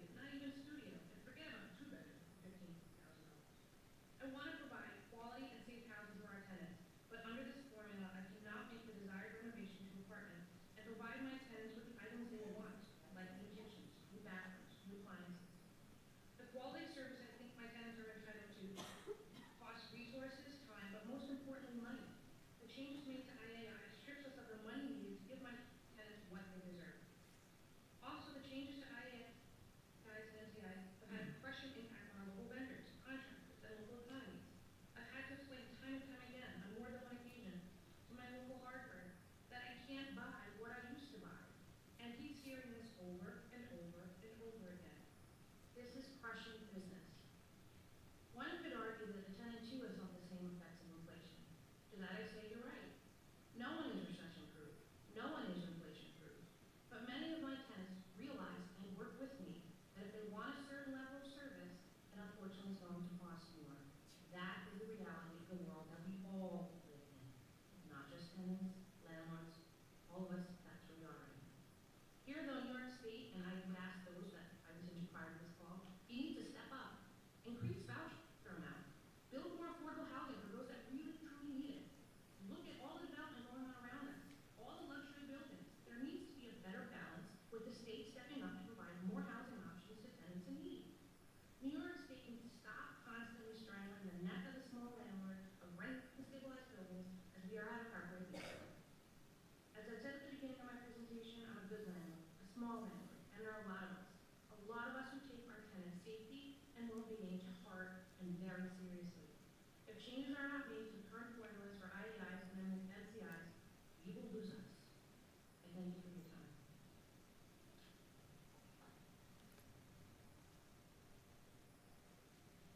Thank you. Now we'll have Sue Sussman.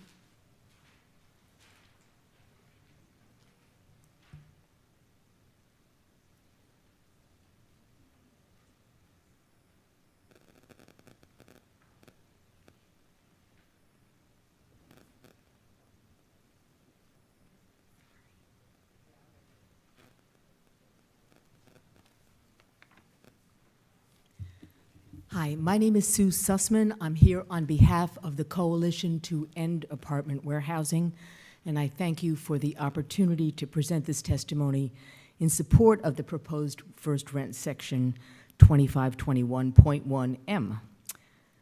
These regulations would end high first rents resulting from the combining or Frankensteining of units, and the coalition hopes put a big dent in warehousing.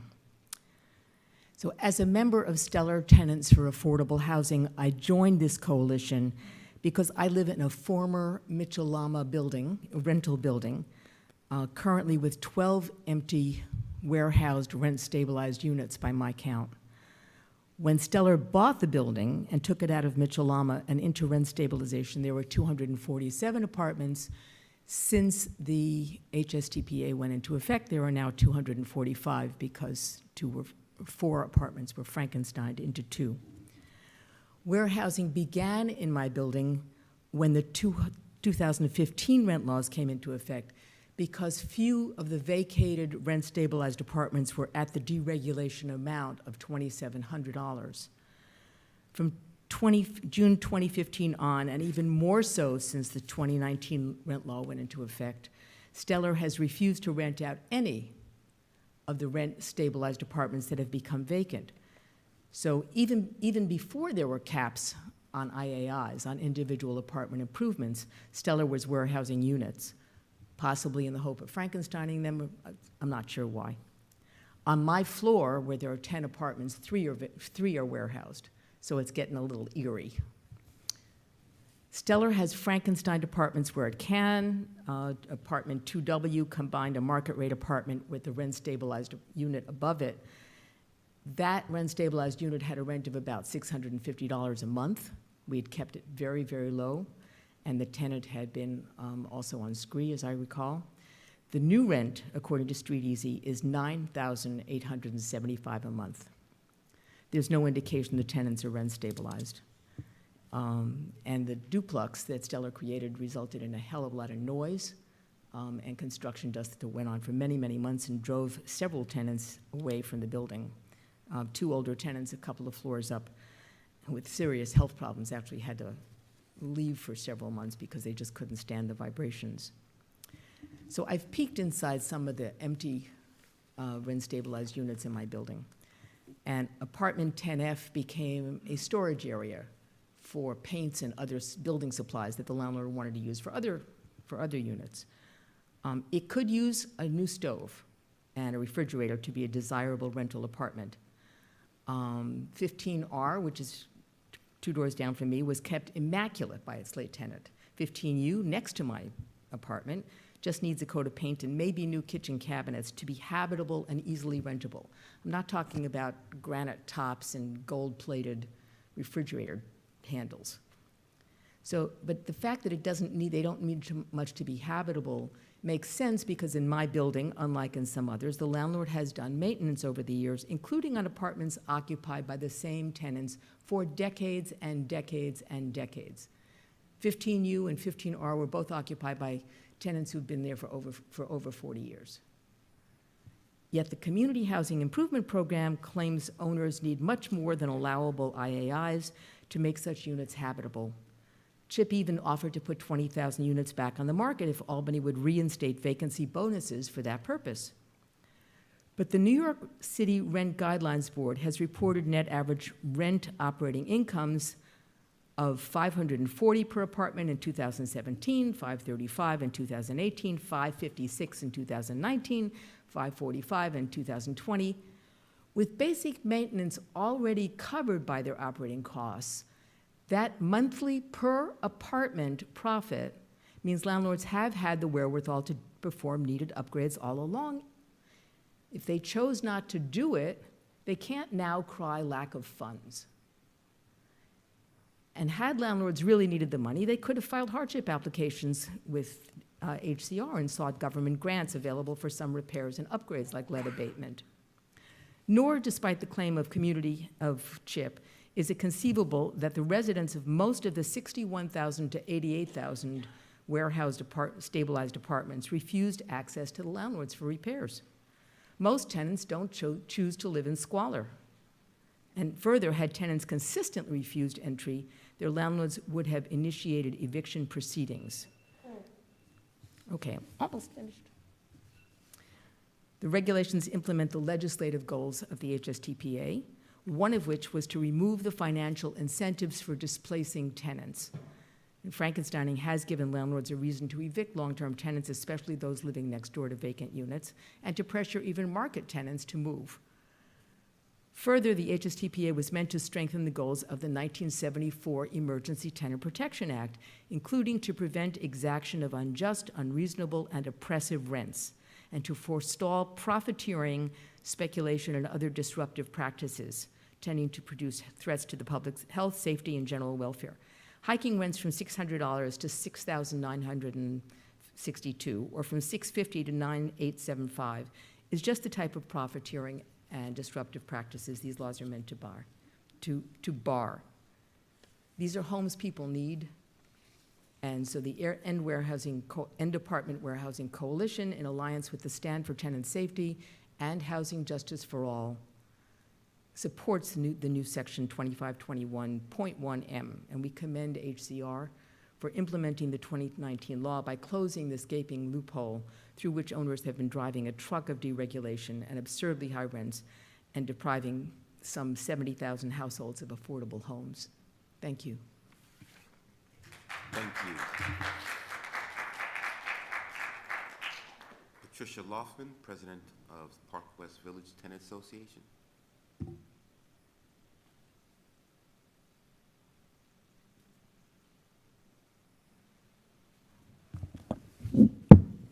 Good morning. My name is Patricia Loftman. I am a tenant at 788 Columbus Avenue. I have lived in this apartment for 50 years. I am also president of the Park West Village Tenants Association. My building has been managed by Park West Village Acquisition, LLC, for 22 years. While Park West Village is comprised of 7 buildings, most of the rent-stabilized apartments are concentrated in 3 buildings located at 784, 788, and 792 Columbus Avenue. I would like to thank DHCR for affording the tenant community an opportunity to provide testimony in support of the proposed Section 2521 of the New York Code's Rules and Regulations. New York City is experiencing an affordable housing shortage. Advocates for Children of New York reported that more than 100,000 New York City public school students experienced homelessness during the 2021-2022 school year. Of these 104,000 students, more than 29,000 spent time living in city shelters. 69,000 were doubled up or temporarily sharing the housing of others due to loss of housing or economic hardship, and nearly 5,000 were unsheltered, living in cars, parks, or abandoned buildings. The New York City Department of Homeless Services reported that their daily census on November 10th, 2022, reflected 63,318 homeless adults and children were residing in shelters on November the 9th, 2022. Of this number, 42,816 were adults and 20,502 were children. At the same time, owners have been keeping more and more habitable apartments vacant through a practice called warehousing. For the past 5 decades, Park West Village have had rent-stabilized rental apartments that were affordable for working people with modest incomes, like teachers, nurses, librarians, social workers, postal workers. Today, however, only approximately 374, or 45% of the original 864 Columbus Avenue apartments still have affordable rents. This is the result of vacancy decontrol of new apartments and renovation bonuses allowed under the old rent laws prior to HSTPA. While the proposed regulations address Frankensteining of apartments, it's critical to understand the connection between warehoused apartments and Frankenstein apartments. Warehousing is the precursor to Frankensteining. Over the past few years, there has been marked increase in rent-stabilized warehouse apartments. Park West Village Tenant Association first noticed warehousing of apartments around 2017.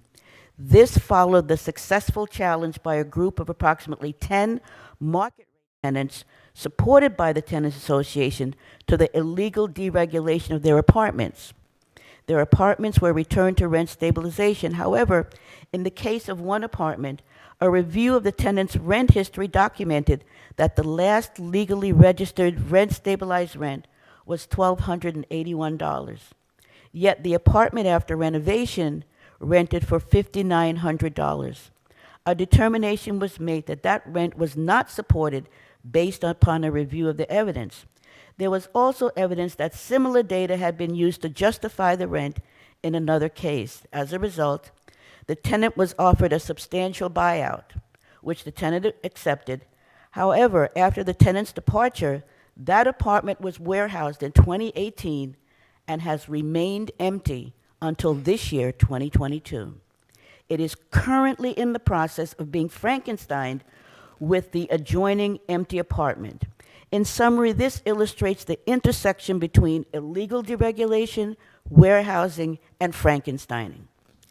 Subsequent to the success of the market rate tenants successfully challenging their market rate status, the Tenants Association speculated that warehousing began as a means for the owner to circumvent the 4-year look-back period. The Tenants Association noted that more and more vacant apartments were not being rented. I have attached a summary for you to review, but you will note that most of the warehoused apartments are empty, resulting from tenants passing away or transitioning to a nursing home, which would be consistent with the aging of rent-stabilized tenants. However, you will also note that a significant number of apartments, 79, continue to be warehoused.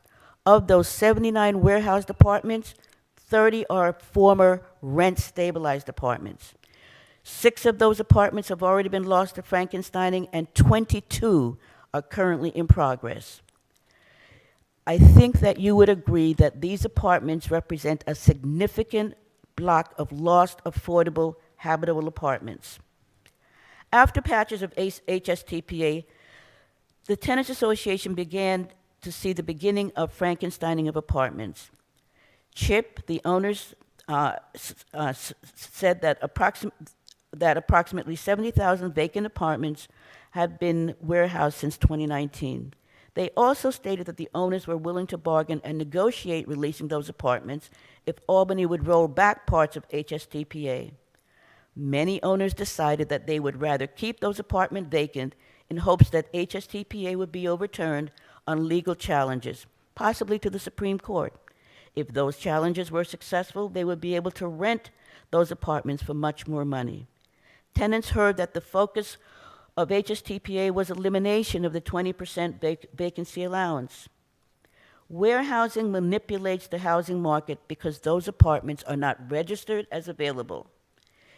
Warehousing deprives New Yorkers of existing affordable housing, creates affordable housing shortages, and endangers the safety of tenants in buildings with few occupied apartments.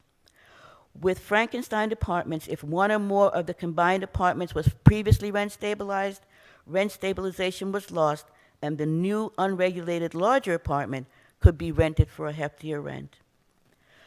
Tenants have commented over the past few years about the large number of warehoused apartments. At one time, conservative estimates were that there were over 100 warehoused apartments among the 3 Columbus Avenue buildings. During that same time that apartments were being Frankensteined, the new rents ranged from $6,500 to $8,500. Recently, 2 previously rent-stabilized apartments were Frankensteined.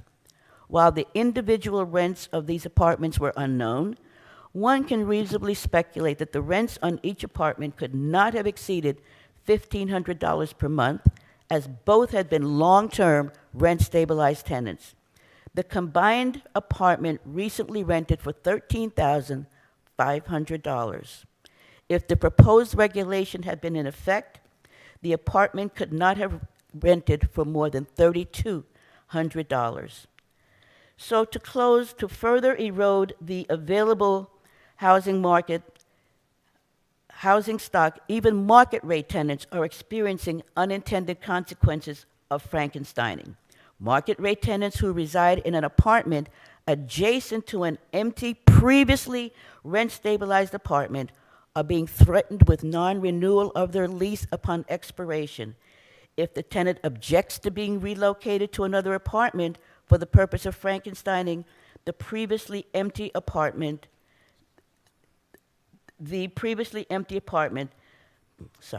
one can only imagine the displacement and disruption to one's life caused by this new practice. In closing, Park West Village Tenants Association strongly supports the new section. The loophole will eliminate or decrease an owner's motivation to warehouse affordable apartments and then Frankenstein apartments, thereby contributing to a solution to the affordable housing crisis. Tenants need habitable apartments, not luxury housing. I am also submitting 89 signed petitions from Park West Village tenants who are also in support of this new proposed section. Thank you very much. Thank you. I'm going to call on Ellen Davidson from the Legal Aid Society.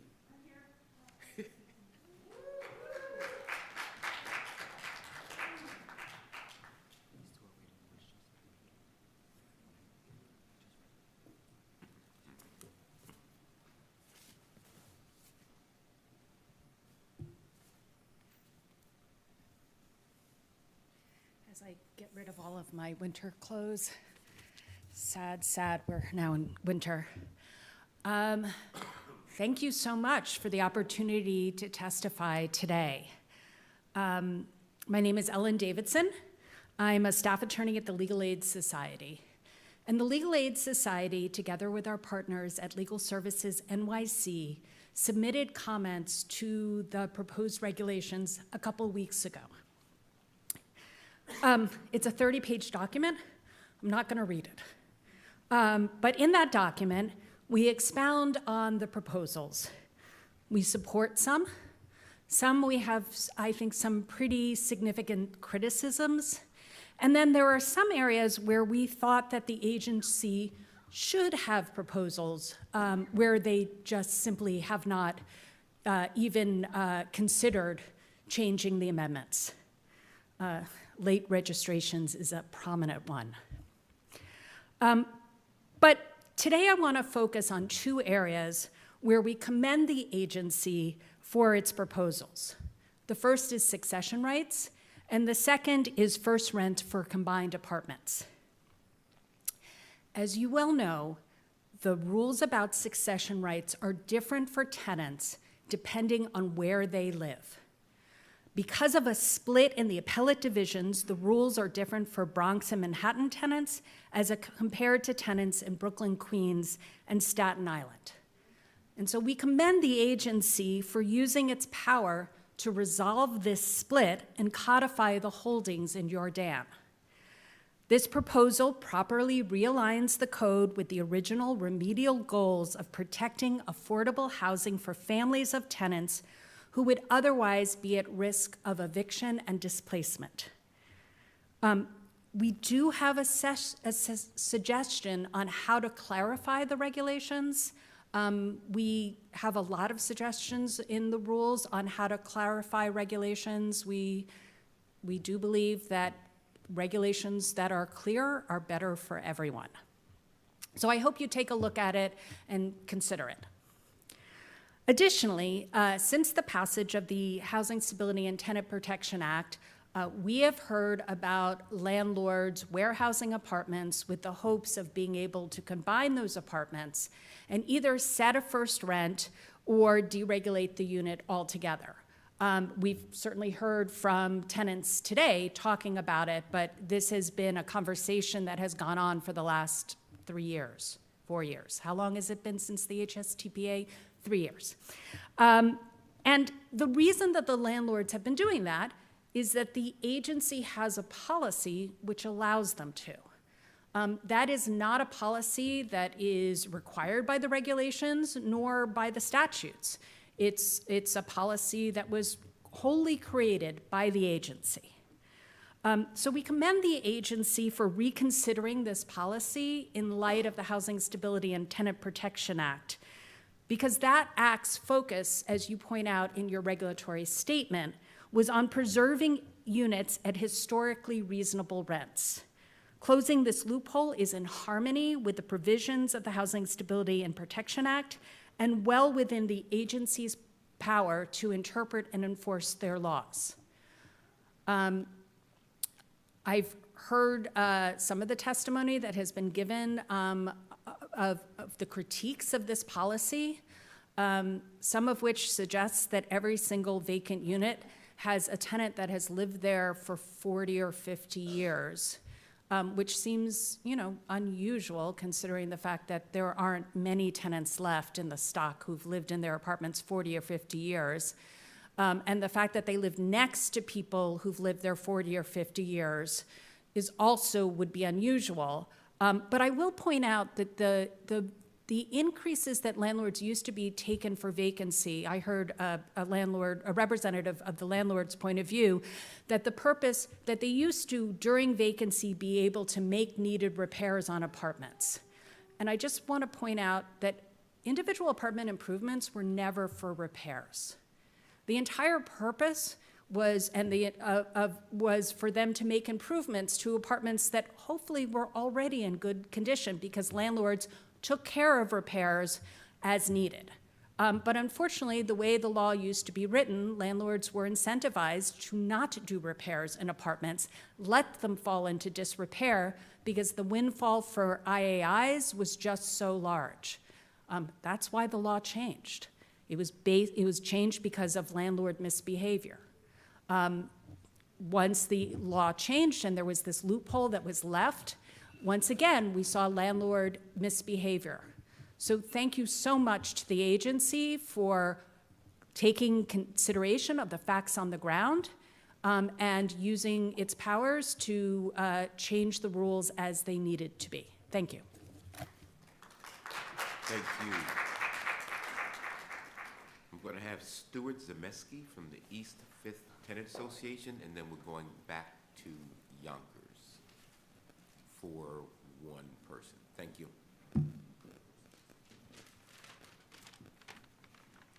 Hello, I'm Stuart Zamsky, a longtime tenant from East 5th Street in the East Village, and officer of the East 5th Street Block Association. In 2019, New York's legislature enacted sweeping changes to the rent laws for the purpose of protecting tenant rights. It soon was clear that there was a loophole to these changes.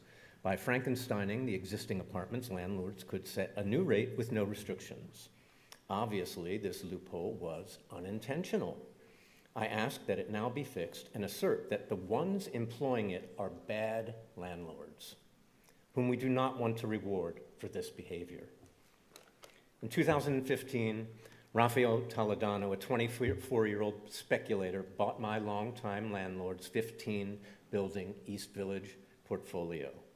He was funded with high-interest loans from Madison Capital Realty, and it was said at the time that Toledano wouldn't be able to service the loans and that they were in fact designed for default, leaving the properties in Madison Capital Realty's hands. Toledano got busy, clearing the buildings of rent-controlled tenants through harassment and illegal and predatory tactics, eventually garnering the attention of New York's Attorney General, who eventually fined him $3 million and banned him from New York real estate. In 2017, he did go bankrupt, and Madison Capital Realty did, in fact, take control of the properties. And in 2020, the Attorney General imposed a $1 million fine on them to be paid in rent credits to the tenants of the East Village portfolio for colluding with Toledano by aiding and abetting tenant harassment and other fraud. But as soon as the bankruptcy proceedings were complete, Madison Capital Realty began renovating apartments and creating massive Frankenstein apartments. On the heels of a $1 million fine from the Attorney General, the first thing Madison Capital Realty did was to use a loophole to flout the law. According to their website, Madison Capital is a $22 billion business. As an outsider or tenant, it is difficult to justify their use of loopholes and tenant harassment as a part of their business plan. And yet, to this day, they still do. They continue to actively Frankenstein apartments and continue to operate in an illegal fashion, repeatedly turning the heat on in summer months and not providing a legally mandated on-call superintendent for off-hour emergencies. For these bad actors, Frankensteining not only provides a means to bypass rent laws, it provides a means to employ construction harassment. Do we really want to reward bad landlords for bad behavior? No. The state of New York's rental market speaks for itself. It is nearly always booming. Let's follow through on the original legislation and help protect tenants and renters as was originally intended. Thank you. Thank you.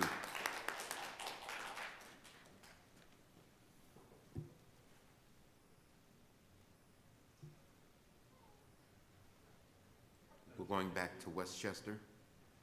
Thank you, Deputy Commissioner. We have Philip Whiten. Hi, I'm Philip Whiten from the Building and Realty Institute, the Government Affairs Director. I want to clarify and correct a couple of points.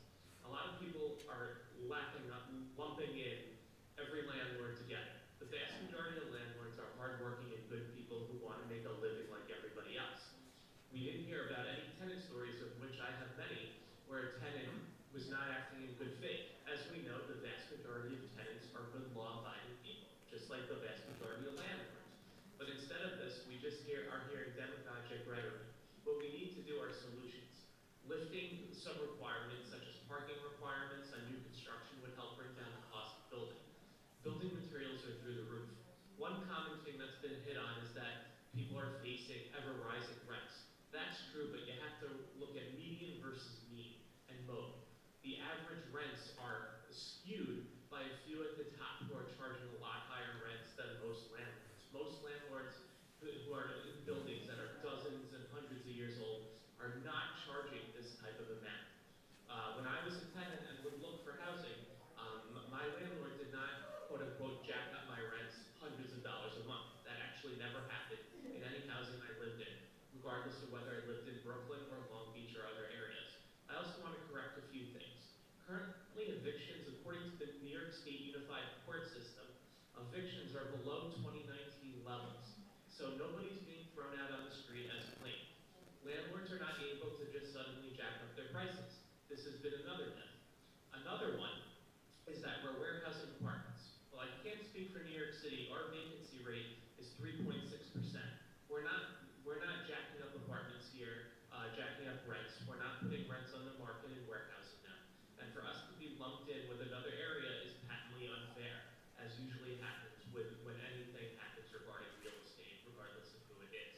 I would also point out individual apartment improvements, and even legislators who supported this do agree that individual apartment improvements need adjusting.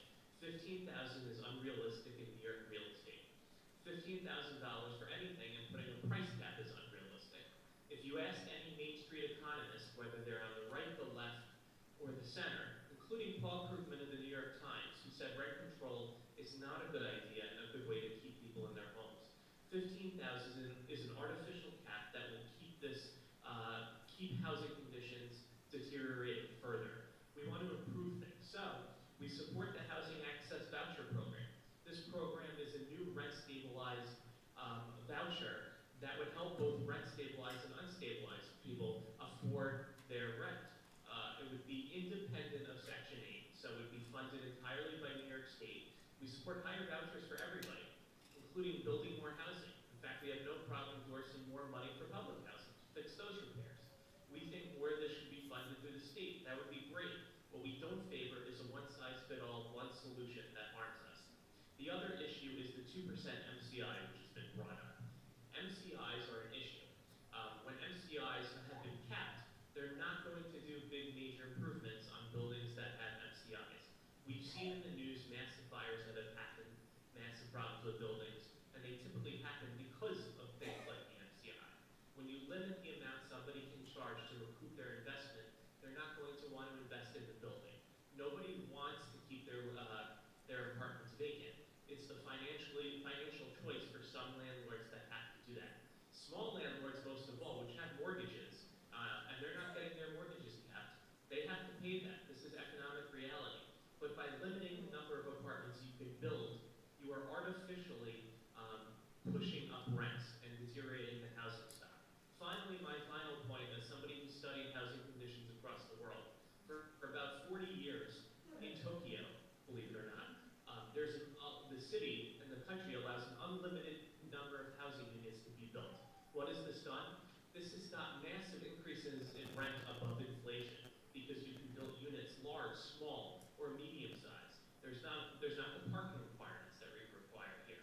So I urge you to consider these necessary changes, including potential tax abatements for small landlords, including the Housing Access Voucher Program, which both the tenants and the landlords support. So we are doing proactive solutions, but a one-size-fits-all attack on landlords is patently unfair.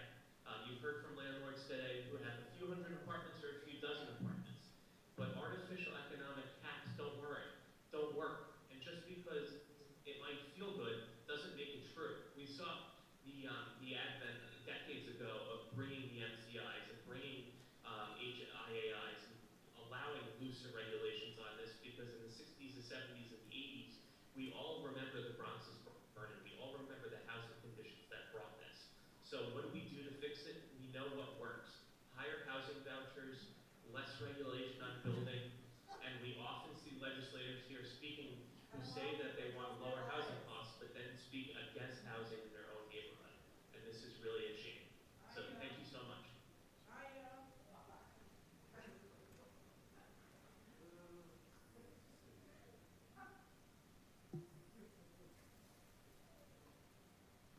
Thank you. Is there anything, James Frere in Nassau?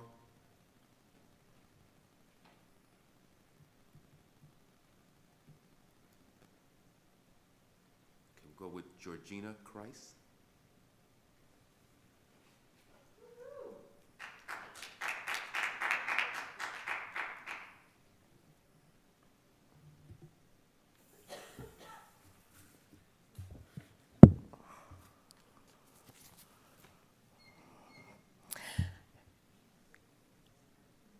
Good morning to all. While I am pleased to finally have this hearing, I am very disappointed with the agency's slow response to implement HSTPA 2019. Tenants have suffered from horrific construction debacles, and thousands of people have suffered trying to find affordable housing, lost to warehousing, and the combining of rent-regulated apartments. In order to keep track of and protect our affordable housing stock, I endorse Housing Justice for All Coalition's response to DHCR, a much-needed process that they need to go through. I am a member of the Lower East Side 15-building coalition called Tenants Taking Control, TTC. Stuart, who spoke earlier about his building on Fifth Street, is one of the 15 buildings in our coalition.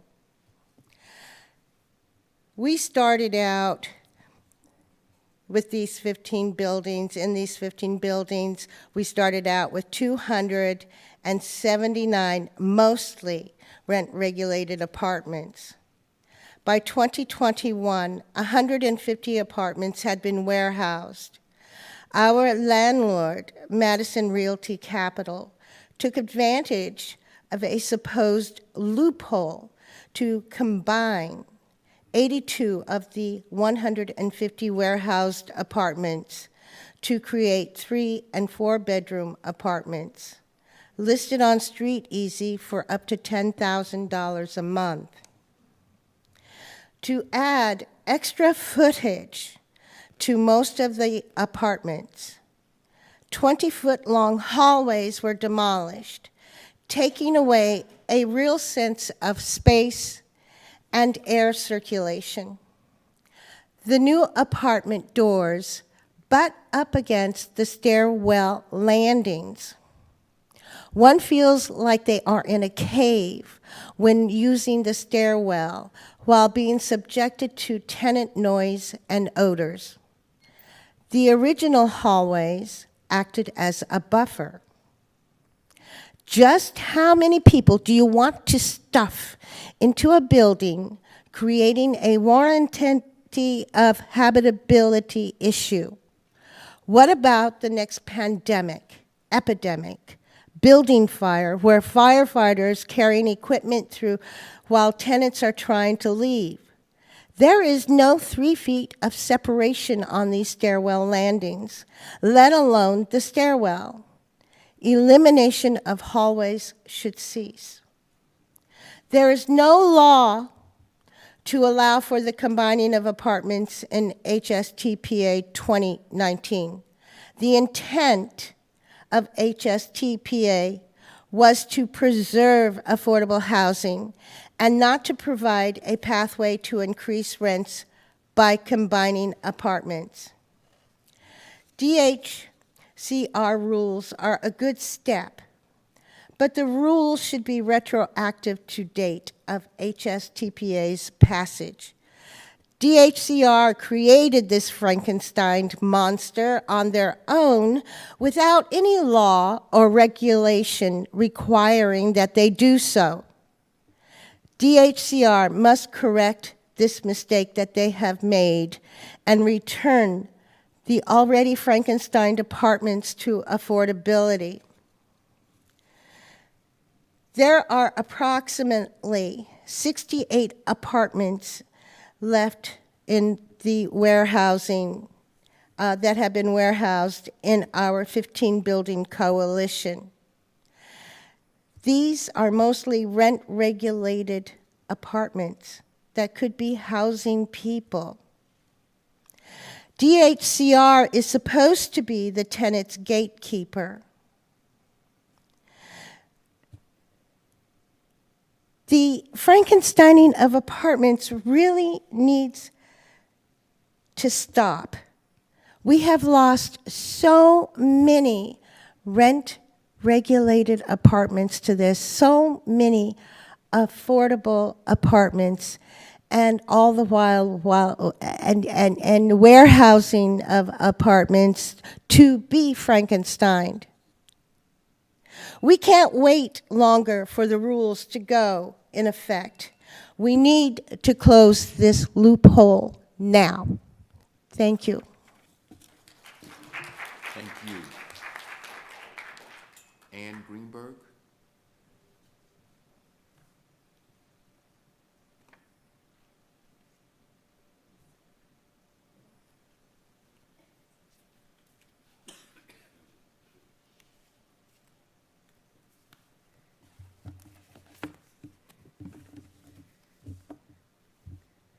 My name is Ann Greenberg. I'm a rent-stabilized tenant and vice president of the Stuyvesant Town Peter Cooper Village Tenants Association. I've met with, I can certainly say, Mr. Pascal there, as part of the Housing Justice for All HCR Working Group, and I testified before you in September 2020 in response to Operational Bulletin 2020-1, promulgating the new and seriously flawed reasonable cost schedule. Thank you for taking my testimony today. I wish to acknowledge the effort that went into composing the new regulations and compliment you on making progress in rebalancing the lopsided relationship of tenants and owners. It's long past time for HCR and the elected officials at every level who happily take landlords' money to stop coddling landlords. Others have spoken on various topics. I know they've submitted, especially legal aid, very detailed reports and comments, so I'm just going to focus on what is a huge pocketbook issue in my community. While there is progress for tenants in the new regulations, the playing field is still not level. 2 years on, I am dismayed to have to make the same points about the injustice and irregularities of the reasonable cost schedule. My owner, Blackstone, biggest landlord in the world, can afford anything, spending far more than the $15,000 they can recoup. And they're happy to make tenants pay, especially in the form of MCIs and IAIs. My community has 11,240 units and about 25,000 residents. When HCR or our landlord sneezes, we catch cold, or worse. So what's still wrong with the RCS? Waivers and exceptions. These should all be removed. This mammoth loophole operates to the unscrutinized benefit of owners and is a major detriment to tenants. HCR stands ready to approve any item at any cost, making a mockery of the RCS and equitable treatment of tenants. Items that aren't depreciable or aren't depreciable to the landlord, such as scaffolding and sidewalk sheds, must be removed from the RCS. The first criterion of an MCI or IAI is still that it be depreciable under the IRS code. Even if items are associated with an eligible MCI or IAI, they should not be able to be depreciated by different entities on their individual tax returns. Fantasy costs that don't reflect the reality of what owners actually pay must be recalculated. 2 years ago, we hired a professional estimator with more than 50 years of experience who examined every item on the RCS. Overall, where there was a difference, the costs he found were 79.47% of those on the RCS, with one as low as 47% of your cost. In 7 instances, he agreed with you. For 18 others, the schedule didn't provide enough detail for him to do an analysis. And yet, by enshrining the RCS that you put forth in your operating bulletin, you will be ensuring that tenants overpay. Every item on the RCS should be reevaluated, and excessive costs already being paid by tenants should be refunded. Tenants who have vacated but had paid excessive costs should receive a refund. We submitted this report to you in 2020. If you would like us to resubmit it, we'd be very happy to do that. High caps on the costs encourage landlords to submit the highest possible cost, regardless of what they actually paid. And I think there's a reasonable understanding that there is a certain amount of dishonesty in what landlords actually pay, and what they submit. And these high caps also encourage upstate landlords to use downstate prices. And I would say this in response to some of the landlords who have testified here, that although MCIs are collectible for 30 years, they are amortized in 12 or 12 and a half years, depending on the size of the building. So that's a comfortable profit margin, and there's no need for HCR to further recompense owners. In terms of response time, both tenants and owners should get 90 days. And we've also noticed that many items on the RCS do not appear on the useful life schedule, and vice versa. Sometimes the descriptions vary. Anything that doesn't appear on the useful life schedule should not be eligible for an MCI, because there is no way to know when it can be replaced. I'm here on behalf of a community that is constantly beset by MCIs. You can correct me, perhaps, that at one time we accounted for the bulk of your MCI work at THCR, and you were at one point very happy to finally clear it out. But now is the time for HCR to do the right thing for tenants so we can live comfortably and safely in our homes for many years to come. Thank you. Thank you. We're going to go to Yonkers.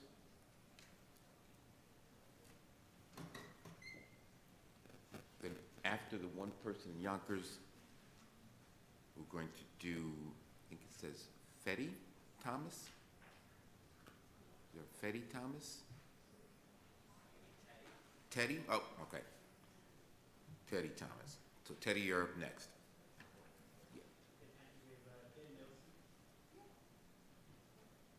Okay, Peter. My name is Ken Wilson. I'm a landlord in Yonkers and have a number of buildings that basically provide affordable housing in Yonkers. The proposed changes as a result of these regulations and the HSDP will have a long-term effect of discouraging the investment in rent-regulated multifamily housing. The result will be a deterioration in the housing stock and loss of especially of affordable housing units. The purpose of the rent regulations, as stated in the HDPA, is to prevent rent gouging. But it's not just to keep rents as low as possible to the detriment of the investment in the building. I want to talk about IAIs, individual apartment investments. The regulation should encourage IAIs to provide safe and attractive apartments for tenants to rent at a reasonable level without rent gouging. The regulations mention the fair market rents. We're not talking up here about $9,000 apartments that some of the people have mentioned in New York City. We're talking about things that are on that are around the fair market rents as listed by HUD. The formulas in the STPA do not allow these low rent apartments to rise to a reasonable level upon vacancy. These rents, the long-term tenants, are frequently below the operating cost and way below the HUD fair market rents. The rent law still states that the objective of the law is to allow rents to rise to market. The basic formulas for rent adjustments change from 1/40 and 1/60 to 1/68 and 1/88, a factor of 420% for buildings of less than 35 and 313% for buildings over 35. The return now is not sufficient to make the needed improvements. And these formulas, which are drastic changes, were revised when the inflation rate was 1 and 2%. Now it's 8.5%. The limit of $15,000 for apartment renovations indicates a lack of understanding of what is required to properly renovate an apartment. Some apartments, and I have some of it, require new bathroom, sometimes two, new kitchen, including floors, cabinets, appliances, new wiring throughout the apartment to bring it up to current code. These are apartments that people have been in for 40 years, and I have an example of one. New sheetrock on all walls, new moldings of doors, new front door, new intercom, new windows. You can't do this for $15,000. And when I talked to some legislators about this in Westchester, I said, where'd you get these numbers? They make no sense. And they said, we got it from the HCR. And I said, gee, what do they know about what it costs to develop, to renovate an apartment? It's up in Westchester as opposed to Manhattan, south of 96th Street. These kinds of renovations can't be done for $15,000, even for a one-bedroom apartment. For example, I've got an apartment that's renting now, or was renting for about $700. The lady had been there for 40 years, she passed away. It needs everything, all the things I mentioned above. And it just makes no sense to invest that amount, so I don't even know what to do with this apartment. Some of the other people have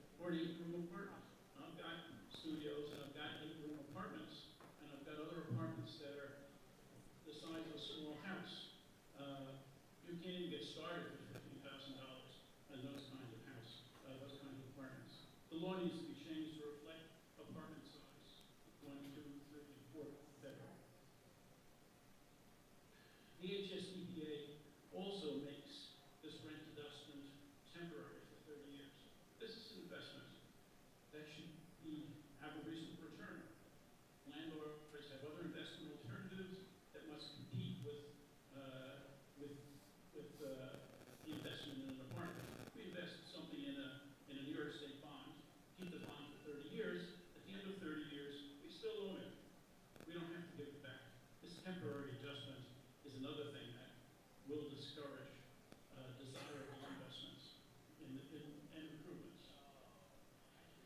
The language regarding the licensed contractor is too vague. It is clear that the electrical and major plumbing work and structural work should require licensed contractors, and installing appliances should not. But it's not clear whether most of the work, such as installing sheetrock, molding, kitchen and bathroom cabinets and fixtures, floors, doors, windows, painting, and material purchased directly, requires licensed contractors. If these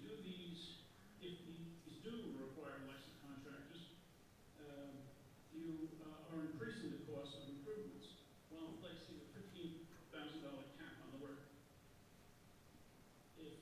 Unless this is changed, it's just going to result in less improvements to the apartment. I don't think that's what you want. I would suggest the following language. Use of a licensed contractor is required for electrical wiring, major plumbing work, and structural work.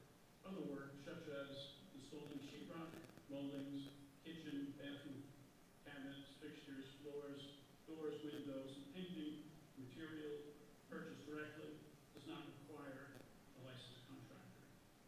I'd like to have a situation where we know what the rules are so we can follow them, as opposed to leaving a vague thing and finding out 5 years later that it wasn't correct.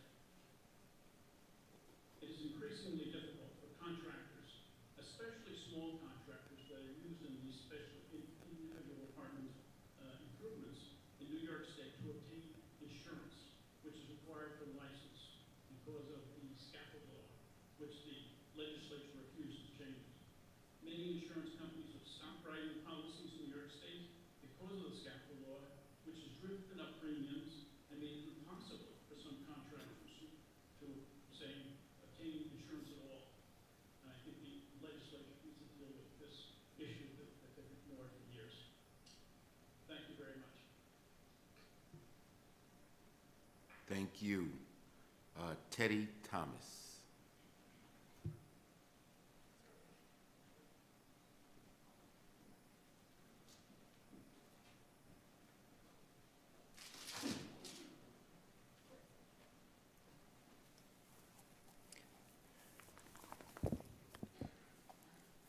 Thank you very much, Deputy Commissioner. Good afternoon, everyone.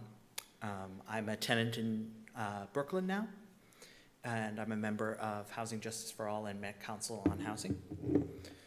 I'm here to tell you my story. I moved to New York City, back to New York City in 2017. I was searching for an apartment for close to 18 months before that to try to find an affordable apartment.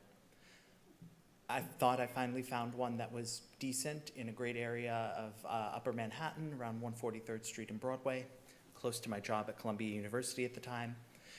And come to find out that that apartment was going to be 5 years of a nightmare. I dealt with water leaks, roaches, rodents. I dealt with harassment from my landlord as we tried to start a tenants association in the building. I lost my job in 2020 due to COVID. And was behind on my rent, and thankfully the ERAP program saved me. I was able to get some of my back rent paid by that program. All throughout this process, though, I was living in an apartment that allegedly had an IAI done. I was paying $23, $34, $50 by the time I left this apartment a few months back. The tenant before me, before this alleged IAI was done, was paying $12.61 in rent. How do we jump from $12.61 to $23, $34, $50? I filed an overcharge complaint in 2019 with your agency. I heard absolutely nothing back about that overcharge complaint. I had to Freedom of Information Law request the case file from your agency, Deputy Commissioner. And when I did that, I was shocked to find that my landlord was claiming that they had installed USB outlets and LED lighting throughout my apartment. I have pictures that I could show of my apartment. None of these things were installed. There were holes behind the dishwasher that were allowing rodents to come into my apartment. The baseboards were not properly caulked. There were gaps in the hardwood floors. And my landlord was going to sit there and claim that this was an apartment improvement, This basic maintenance wasn't even done in my apartment. We heard testimony from numerous landlords today stating that their hands are tied by new regulations and by the HSTPA. That's not true. Landlords have not been keeping up apartments and have not been performing basic maintenance for years, both upstate and downstate. We heard about testimony about the substantial rehab amendments that you were proposing, and that they're being set up for further litigation, one landlord attorney claimed. Maybe that litigation should happen. I moved out of my apartment because I was so sick and tired of having to live with roaches and water leaks and harassment from my landlord when trying to fight for rights that ostensibly I have under the Housing Maintenance Code and under the Rent Stabilization Code.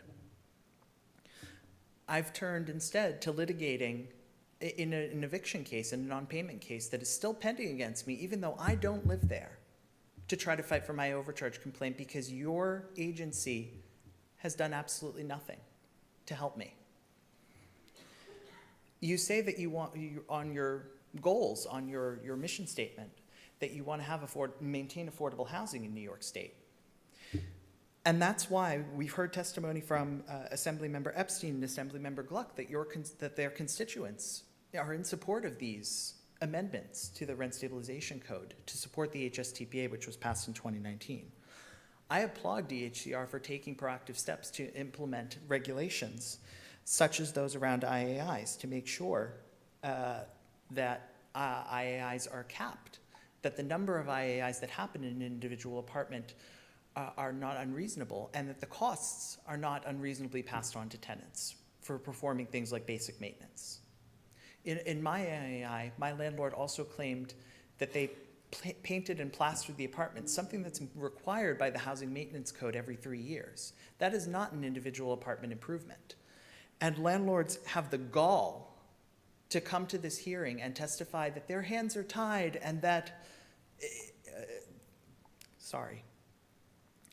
they have the gall to come here and say that inflation is hurting them and that these regulations are an attack and an affront wholly against landlords. But what they don't realize is that there's a power imbalance in the landlord-tenant relationship.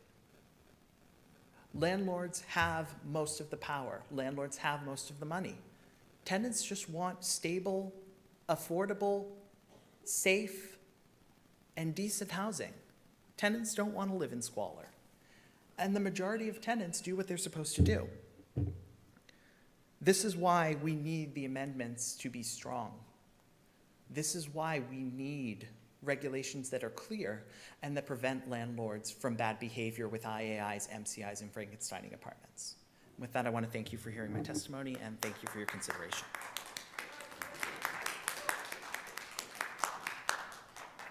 Thank you.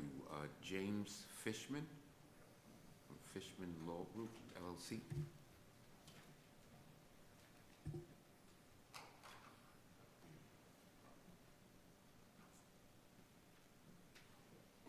After Mr. Fishman, we're going to go check on Nassau County and Westchester again. Thank you.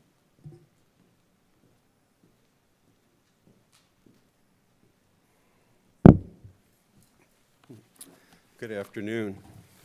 My name is James Fishman. I am a New York City tenant attorney in private practice. I've been representing tenants in New York City for over 40 years. I'm here today to talk about a specific section of the Rent Stabilization Code, which is 2524.5A2, which deals with demolition. This section permits landlords to refuse to renew rent-stabilized tenants' leases if they intend to demolish the building. The proposed amendment that DHCR has promulgated would require the landlord to show that it intends to actually raise the building to the ground, which would eliminate the concept of phony demolitions, where landlords would simply gut the building, leave the wall standing, and that was not, that's not a demolition, and that wouldn't be a demolition under the amendments. And I applaud DHCR for this proposal to make that clear. However, the demolition, the amendment that DHCR proposes does not nearly go far enough.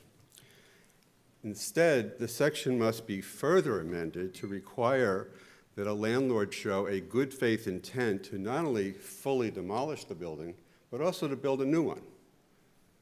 Because, and that they have the financial ability to do that. The urgency of this amendment was made apparent just in September when the Appellate Division, First Department, the intermediate level appellate court that covers Manhattan and the Bronx, issued a ruling in a case called First New York versus DHCR. And in that case, the Appellate Division unanimously held that a landlord is not required to show any post-demolition plan. They simply have to say, we have a plan to demolish, here's our approved plan to demolish the building, but they don't have to say anything about what they intend to do after that or to show any financial ability to build a new building.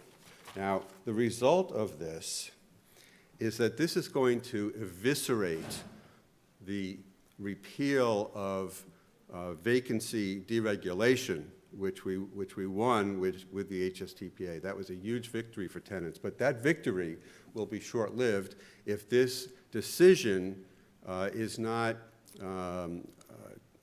reversed by the enactment of an appropriate amendment to the Rent Stabilization Code, which would require landlords to show that they intend to build a new building and that they have the ability to do so. Tens of thousands of rent-stabilized tenants who are living in the smaller buildings where landlords could simply file an application with DHCR saying, I intend to demolish this building. And we've seen over the years that landlords repeatedly file these applications and get the tenants out and then flip the building because they now have a much more valuable building that they've emptied of rent-stabilized tenants based upon a bogus, phony demolition application. So the rules must be significantly tightened to show that the landlords actually have a good faith intent, not only to fully demolish, but to build something new, so that they can't use this as a backdoor around the repeal of vacancy deregulation, because tens of thousands of rent-stabilized tenants in New York are at risk once this catches on. As I said, it only happened last month in the Appellate Division, and we are going to see this as a wave of demolition applications based upon the flimsiest of documentation. So if this loophole can be closed, we will finally get the benefit of the repeal of vacancy deregulation, because without it, we might as well have vacancy deregulation again. Thank you. Thank you. Nassau County.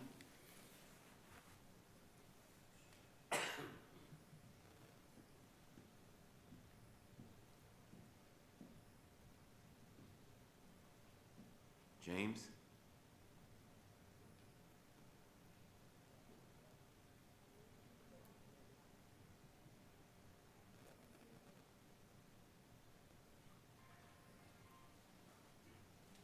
All right, we'll go to Westchester. Peter? Deputy Commissioner, we have one speaker here, Advocacy. I've been asked to wait until the screen shows up on your end, which will do. We see you. Okay, great. Good afternoon, my name is Howie Rapakoff. I'm a small landlord in Westchester. Please recognize that. Small landlords are not the large landlords we've been hearing about today. Westchester is unique and distinct from New York City. The HSTPA laws of 2019 are killing the small landlord in Westchester. They're killing the old stock, the rental housing that we all need, that we're all referencing here today. The proposed revisions to these laws that you're considering further accelerate the problem my colleagues have been describing to you this morning, this afternoon, and you've heard about now for months, if not years, since these laws were passed in 2019.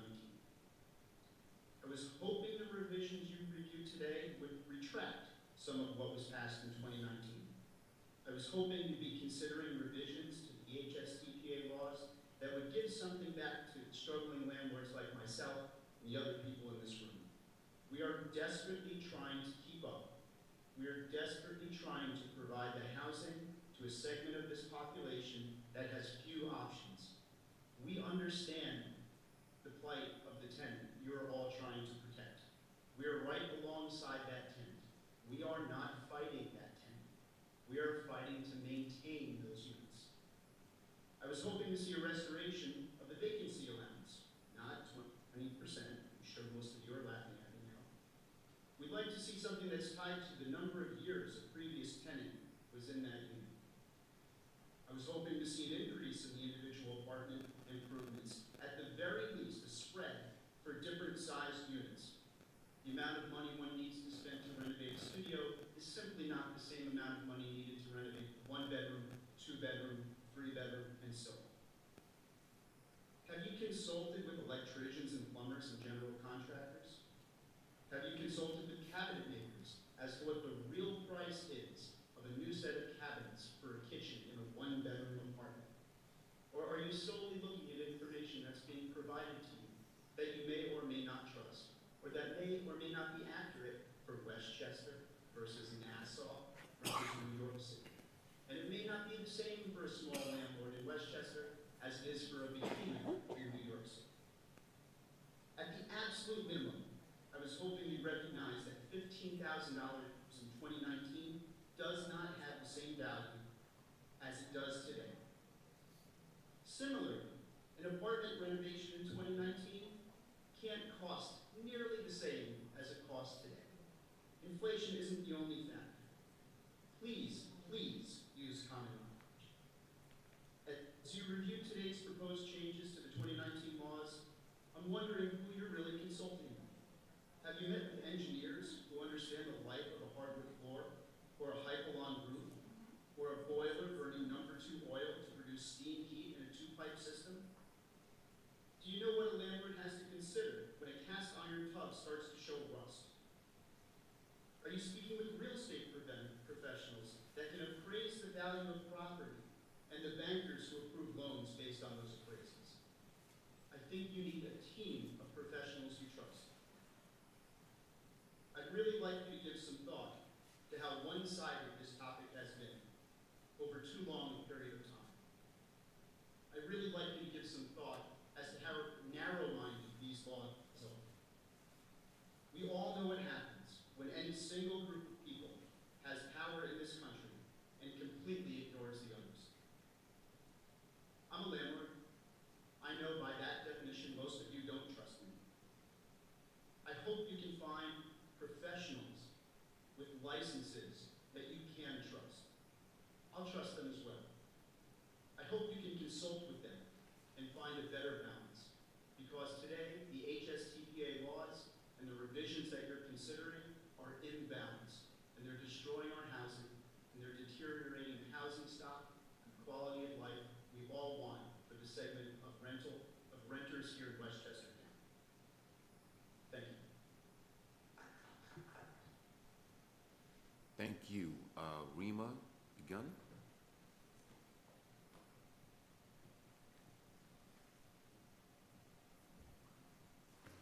Good afternoon. Can you hear me?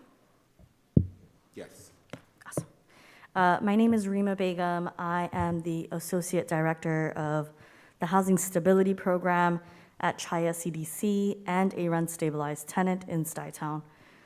We are a nonprofit organization that builds power, housing stability, and economic well-being of South Asians and Indo-Caribbean communities in New York City. We work with hundreds of rent-stabilized tenants in Queens, and because of our language capacity, we service many Bangladeshi tenants in Queens facing overcharge, repair issues, and landlord harassment.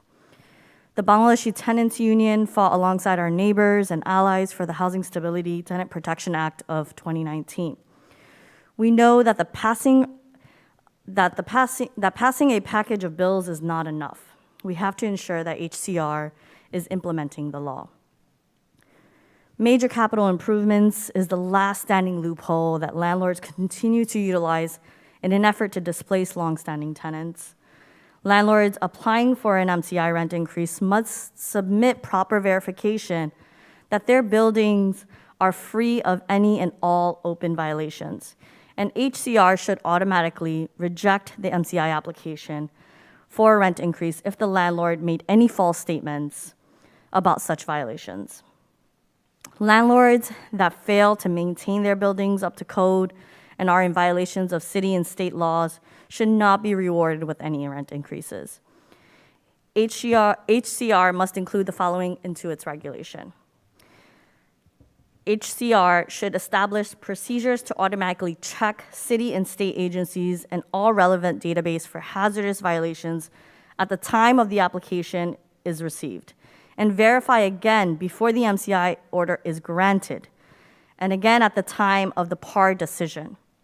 HCR must confirm that violations have been certified as cleared and there are no outstanding violations to be cleared. In addition to checking for code violations, HCR must take into consideration any complaints filed by tenants, including building-wide or individual apartment rent reductions, as well as tenant harassment complaints filed with the agency. The complaints must be resolved prior to the agency issuing an MCI order. HCR should not accept an affidavit attesting to the removal of violating conditions in lieu of actual clearance of the violations by the issuing agency. The legislature clearly intended to prohibit MCIs at buildings with any outstanding hazardous or immediately hazardous conditions. Until the violations have been removed by the issuing agency, it remains outstanding. Any clearance of lead paint violations in preparation for the MCI application cannot be done under the owner's own lead paint abatement license or by a firm with a financial or familial relationship to the owner. All regulated safety standards must be met. Landlords must also submit a statement of compliance with applicable provisions of the law related to lead paint removal. And such statement will describe with particularity what means and methods were undertaken to meet this compliance. Lastly, you have to create better methods of communicating with municipal agencies. There is a massive gap in communication between the city and state agencies, which creates pockets of opportunities for landlords to continue their abusive behaviors. I want to end my testimony today by asking you to listen to the themes of today's hearing. From tenants and advocates, the themes are of abuse and harassment. From landlords, upstate and downstates, their lobbyists and themselves, it's about profit, profit, and profit. Thank you.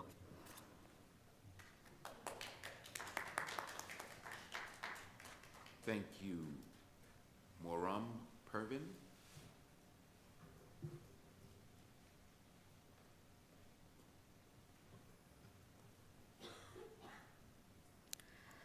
Thank you, DCR, for this opportunity. My name is Moriam Parvin. I'm a rent-established tenant currently residing at 8815 168 Street, Jamaica, Queens. I'm here to raise issues and get attention from DSCR. Housing is a human right, and this is the place where I'm supposed to live in a peaceful, safe, and healthy way. My building has 187 rent-stabilized units out of the total 190 units. In my building, neighbors fall into different demographic groups by gender, race, age, languages, education, and most of them belong to the working class. My building has 5 approved MCIs and a pending rent reduction application.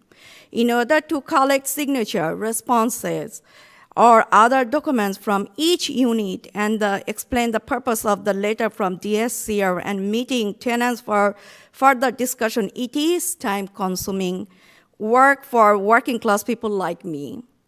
Normally, DSCR gives time to respond to each letter altogether 30 days, which is not enough time for both tenants and landlord side. Tenants and landlords should both have 90 days for tenants to respond to all MCIs. It is not fair to have tenants remember work that happened 2 years ago. DSCR should create written legislator for 2 years legal justification since it is missing from the book. Thus, I am asking the HCR to change MCI's 2-year deadline to apply for MCI's 2522.4B8 rule.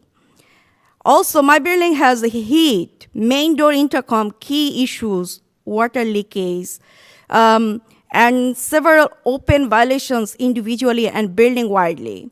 On the repair issue, my landlord let tenants suffer month after month and year after years and does unprofessional work which does not fix the issue. There are open form of these are open form of harassment because of the gap between HPD and DSCR. Tenants don't get update on the violation unless the tenant investigate themselves. And if we submit a complaint to DSCR about these things, it takes forever. My landlord, Jara Realty, is not taking us seriously and is rapidly ignoring us for lack of accountability from DSCR. Jara Realty has been taken to court by the Attorney General for charging excessive fees, forcing tenants into signing improper leases, illegal raising rent, and denying tenant right. DSCR, still, do you think you are doing your job correctly? We have an active rent reduction application, and we are on the rent reduction par phase. DSCR is your rule. If any building has any rent reduction application from the tenant, then you will deny all MCIs for that building. So how do you approve 5 MCIs from my building at once without checking all facts and the building's issues? I'm humbly requesting DSCR to remove all MCIs from my building. I recommend DSCR to prioritize system upgrade and transparency and faster time for tenant complaints about overcharges, charges, reduced services, harassment, and enforcement of other warders, and denying all the MCIs in building owned by a bad landlord where there are violences and active rent reduction. Also urging DSCR to change IAIS 2522.4 MCI's building violations 2522.4 B13, rent overcharges complaints 2523.7 B, 2526.1, and 2526.1. The 2019 law is supposed to be about more protection for tenants, not more opportunity for the landlord to make more money from tenants. Thank you for your time, Mr. Deputy Commissioner. Thank you. Nassau?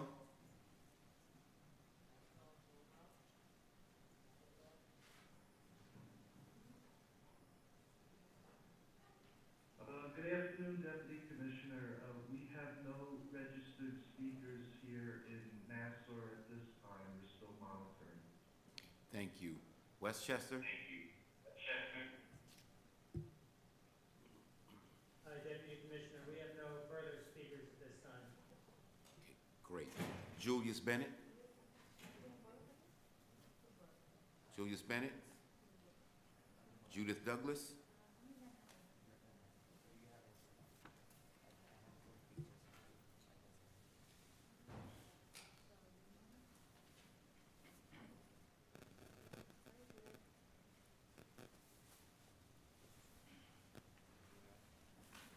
Good afternoon.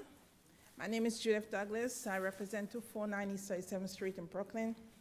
I am a tenant, and I also had to create 2 tenants associations, one in my building and one across the street.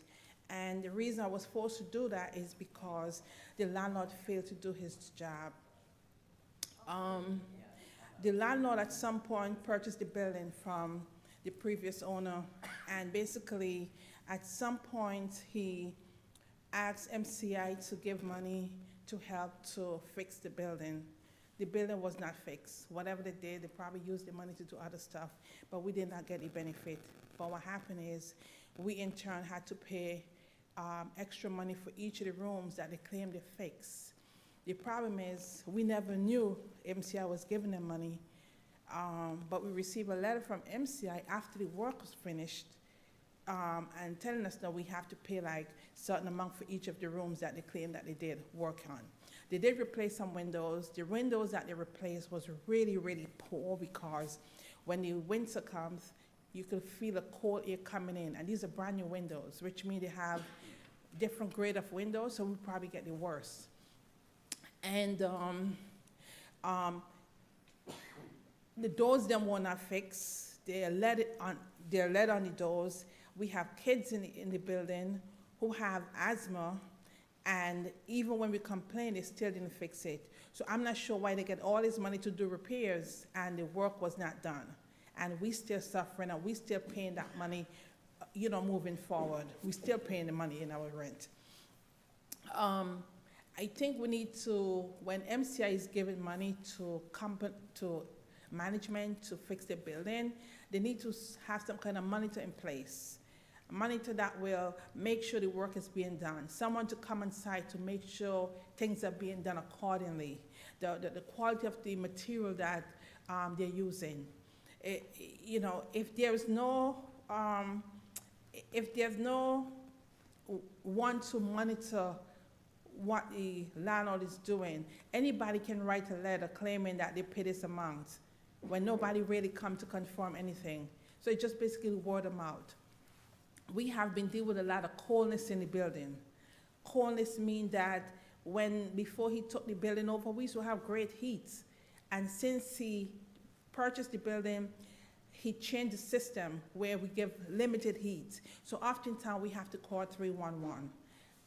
311, sometimes they're good and they're bad, Sometimes when they come out, they will inform the landlord, and by the time they come, the heat is on. So you really don't, some you have to work with. Sometimes they might come out and we will have a little bit of heat. But the ongoing issue is the heat in the building, knowing that you get all this money to fix the heater, which didn't need to be fixed.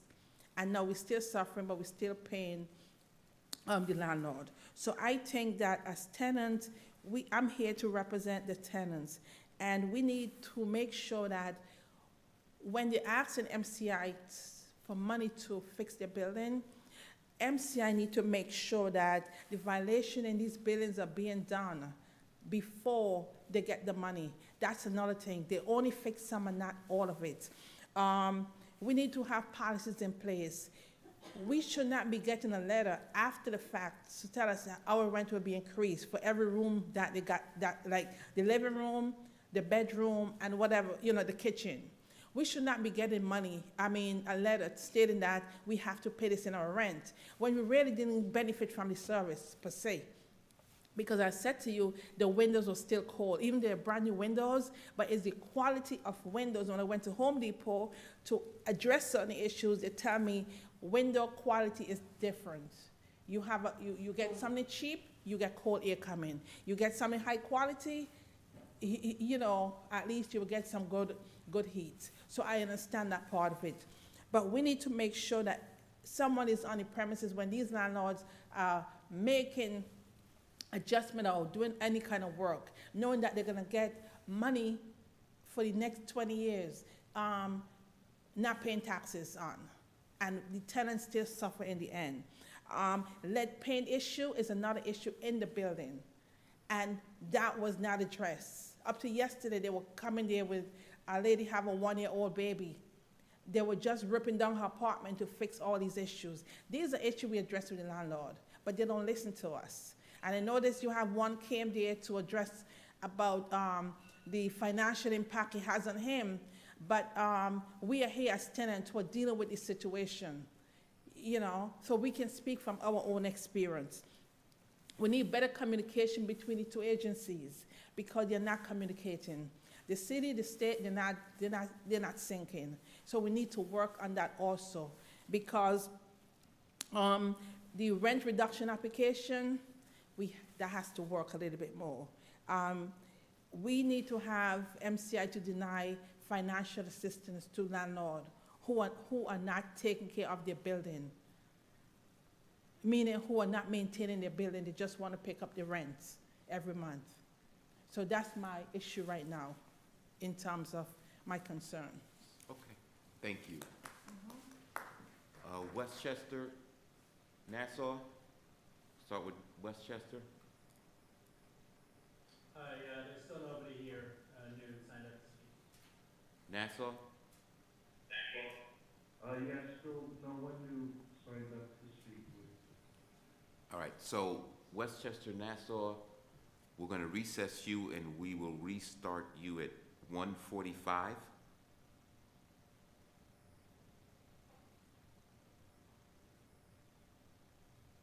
New York City will recess and will reconvene at 2:15.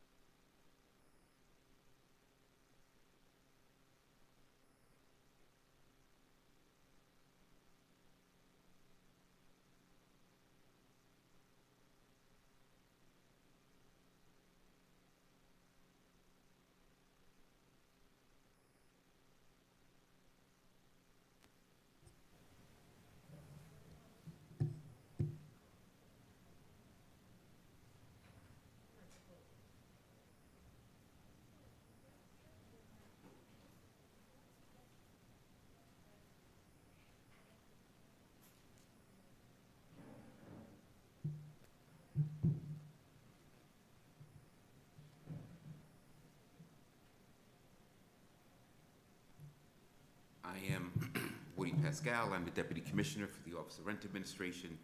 We are reconvening the hearings in Westchester and Nassau County.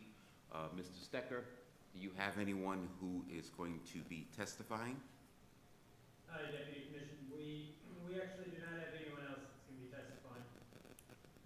Mr. Ferrara, do you have anyone who's going to be testifying?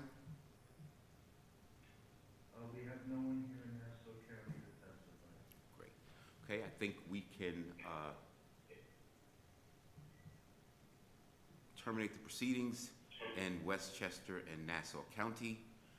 New York City will reconvene at 2:15. Thank you all for everything that you've done today. Appreciate you. Thank you. Thank you. Stay.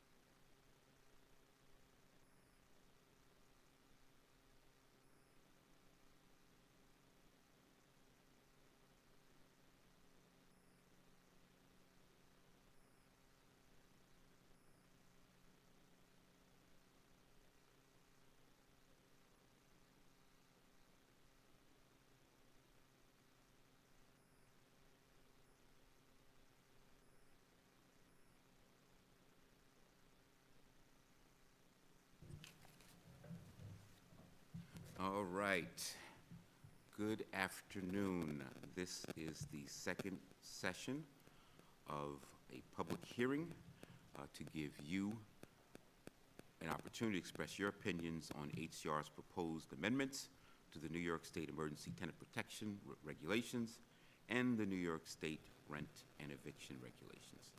The sections of the respective regulations proposed are on HCR's website at hcr.ny.gov/regulatory-information. So we're going to start this off with Mike McGee. Mike is to the right.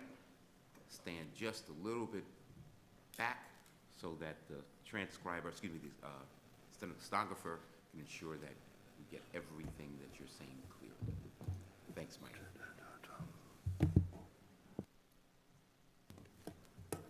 Good afternoon, Deputy Commissioner and other staff of the agency. My name is Michael McKee. I am the treasurer of the Tenants Political Action Committee, and I have worn many other hats in the tenant movement in the last 5 decades.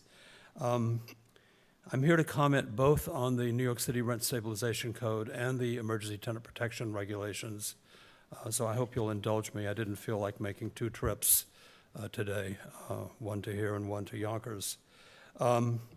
Overall, I want to say that you have done an excellent job of these regulations. I'm quite impressed. And in particular, the changes to the Frankensteining of apartments, which is a major, major loophole, is a very good move. And incorporating codifying the Jordan succession case is going to save a lot of tenants from losing their homes. I first want to embrace the comments that have been submitted to you jointly by the Legal Services of New York City and Legal Aid Society about the Rent Stabilization Code amendments. And also, I want to embrace the comments submitted by Legal Services of the Hudson Valley and their comments on the ETPA regs. And I want to make a few points. I have a written statement here, which I'm not going to read, but I will leave it with you, and I will email it to Mr. Berrios later today. First, I want to comment on the impermissible, or indefensible, I should say, insertion of a base date into the regulations for purposes of establishing a legal regulated rent. This strict 4-year rule on lookbacks was inserted into the law in 1997 in the debacle known as the Rent Regulation Reform Act of 1997.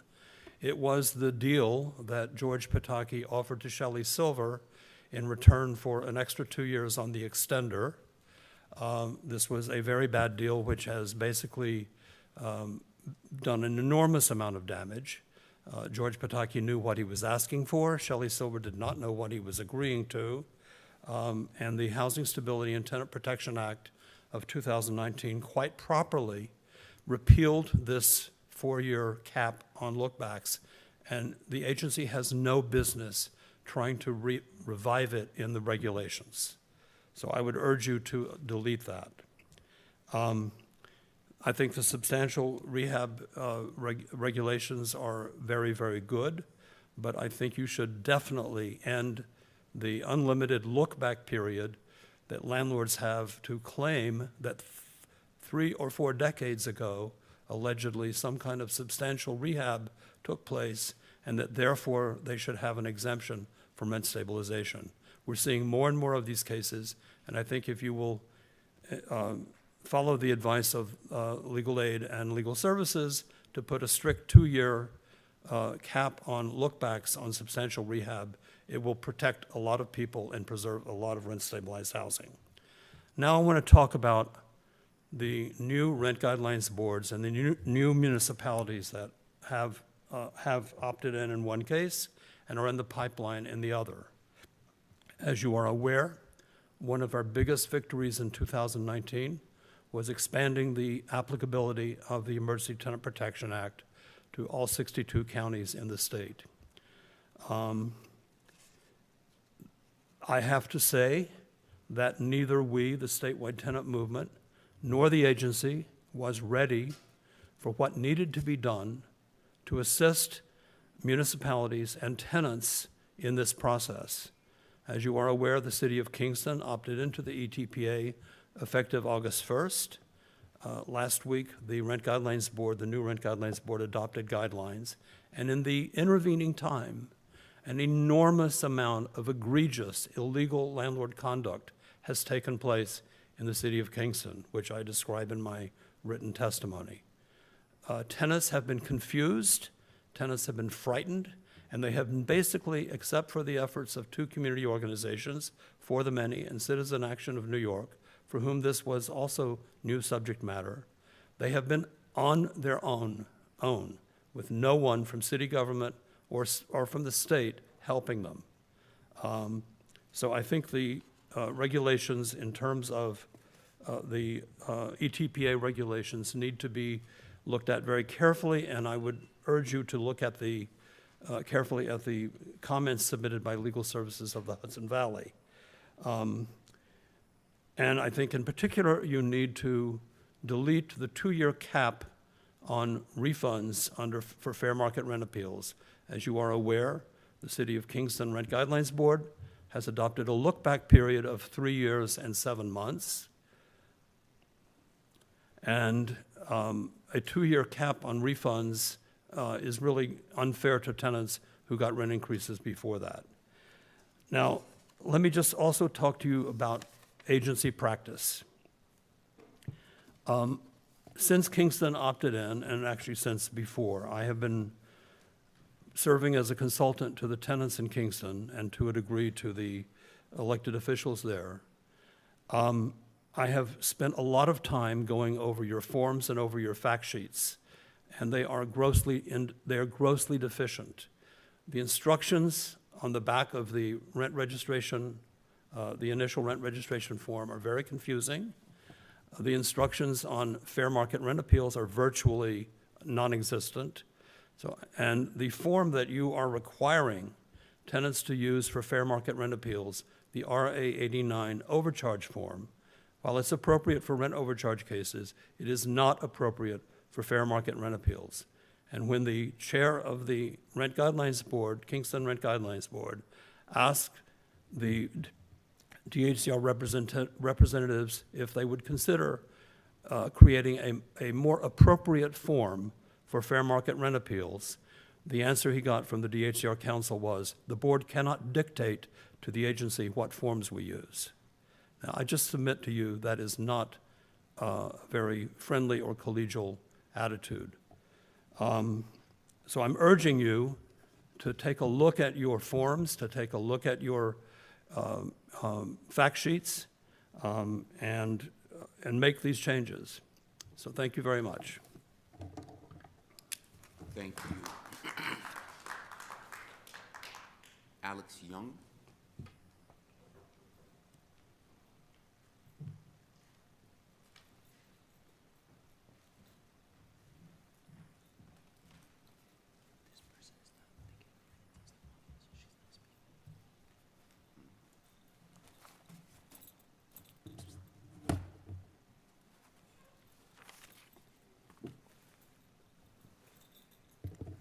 I have my printed copies here. I was in a rush to get here. I don't know who gets them, but... Oh, thank you.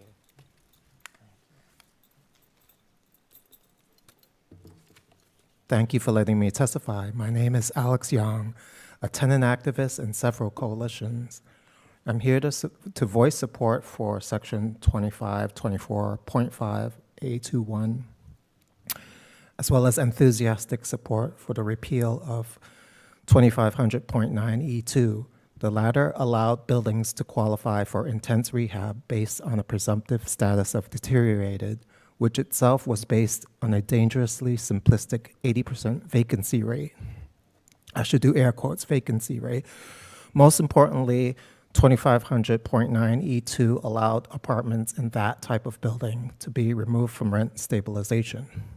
The simplistic presumption failed to note whether tenants moved after a buyout. A tenant offered a buyout, by definition, is in a unit a landlord wants. Thus, the apartment very often is not deteriorated.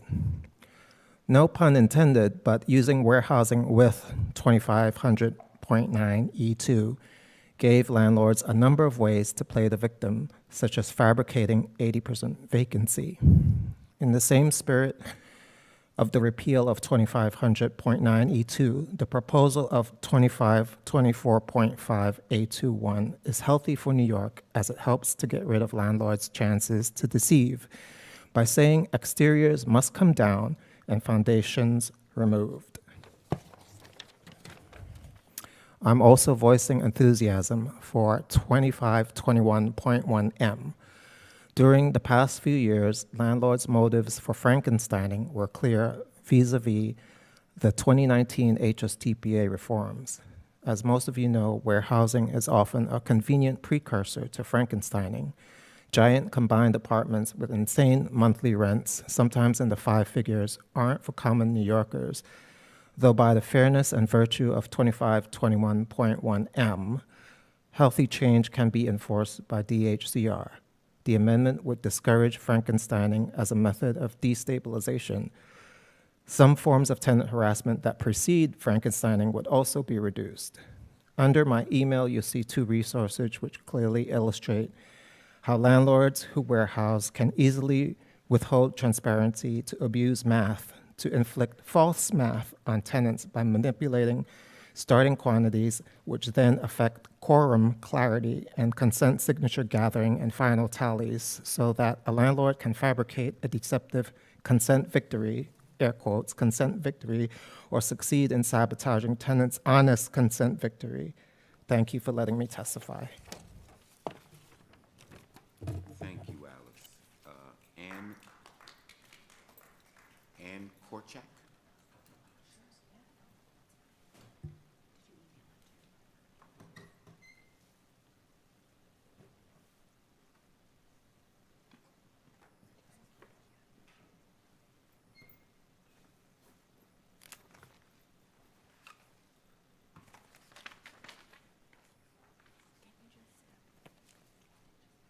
Okay. Hi, good afternoon. My name is Ann Korchak, and I'm a small building owner. And I wasn't sure how many owners would maybe be coming forward to speak, so I wanted to take the chance to let you understand how some of these regulatory changes will impact small owners. Back in July of 2021, a woman who had lived with us for over 50 years passed away.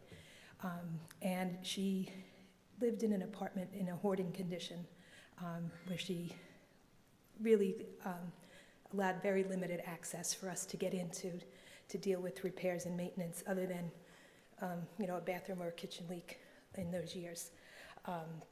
So the mess that was left behind was very overwhelming for her family and friends, and for my family as well.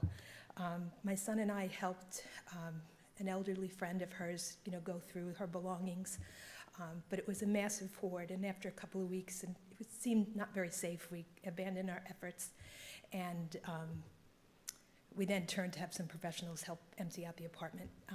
It took quite a bit of time, big expense.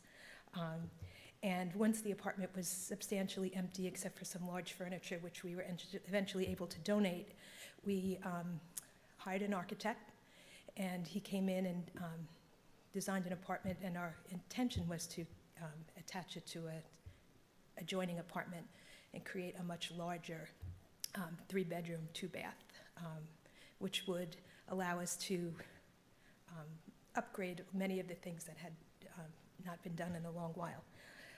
So that process was lengthy. By the time the apartment was empty enough to actually bring a professional in, it was late October. So he began the process, submitted plans to DOB, and they were approved in late March. So that process cost us about $9,000 between the architect and the expediting fees and all that. So our building is quite old. It's an old brownstone that was originally built as a single-family home. Many decades ago, it was converted, to a multi-family arrangement that's there now. But that design is not very efficient, energy-wise or even just layout for the, the way people are using the apartment. So the architect was able to, maybe correct some of those inefficiencies, and but then would have a nice, brand-new 3-bedroom, 2-bath apartment with a laundry room and better electric, for the way people are using, their apartments now, especially since so many people work from home. So after we got all that done, we began the process of, reaching out to our trusted contractors to figure out how much this was going to cost us. The first person we reached out to is our electrician. He said $13,000. The next person we spoke to is the appliance and cabinet guy. That was about another $20,000. Then we started to reach out to contractors so that we could get estimates for the actual construction cost. The first that came in was $195,000. And then we panicked, like, boy, we don't have that much money, so we kind of cast the net a bit wider.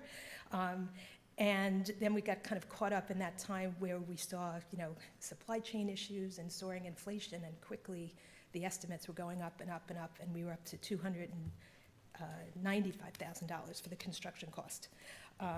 So, our family hasn't had any debt on the buildings since it was purchased, back in the early 40s. My husband's grandparents purchased the building. They satisfied that mortgage, and we never borrowed again. We kind of just used reserves to deal with capital improvements.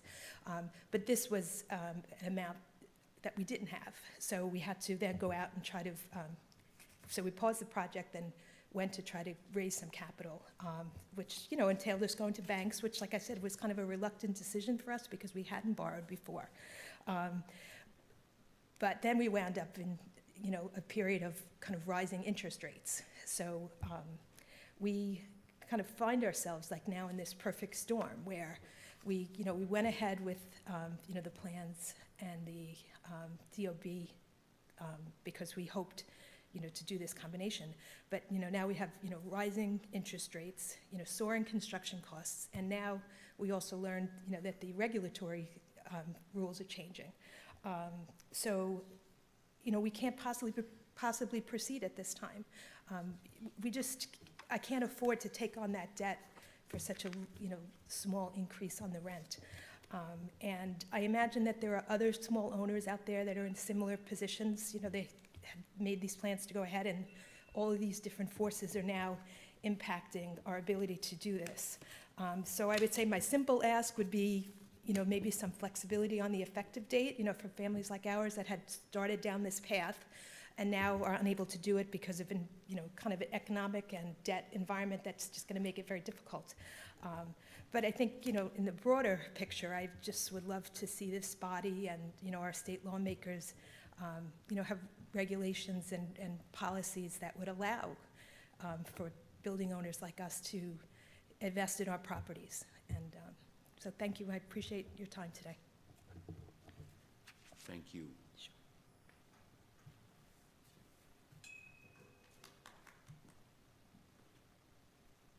Adam Palasians, no?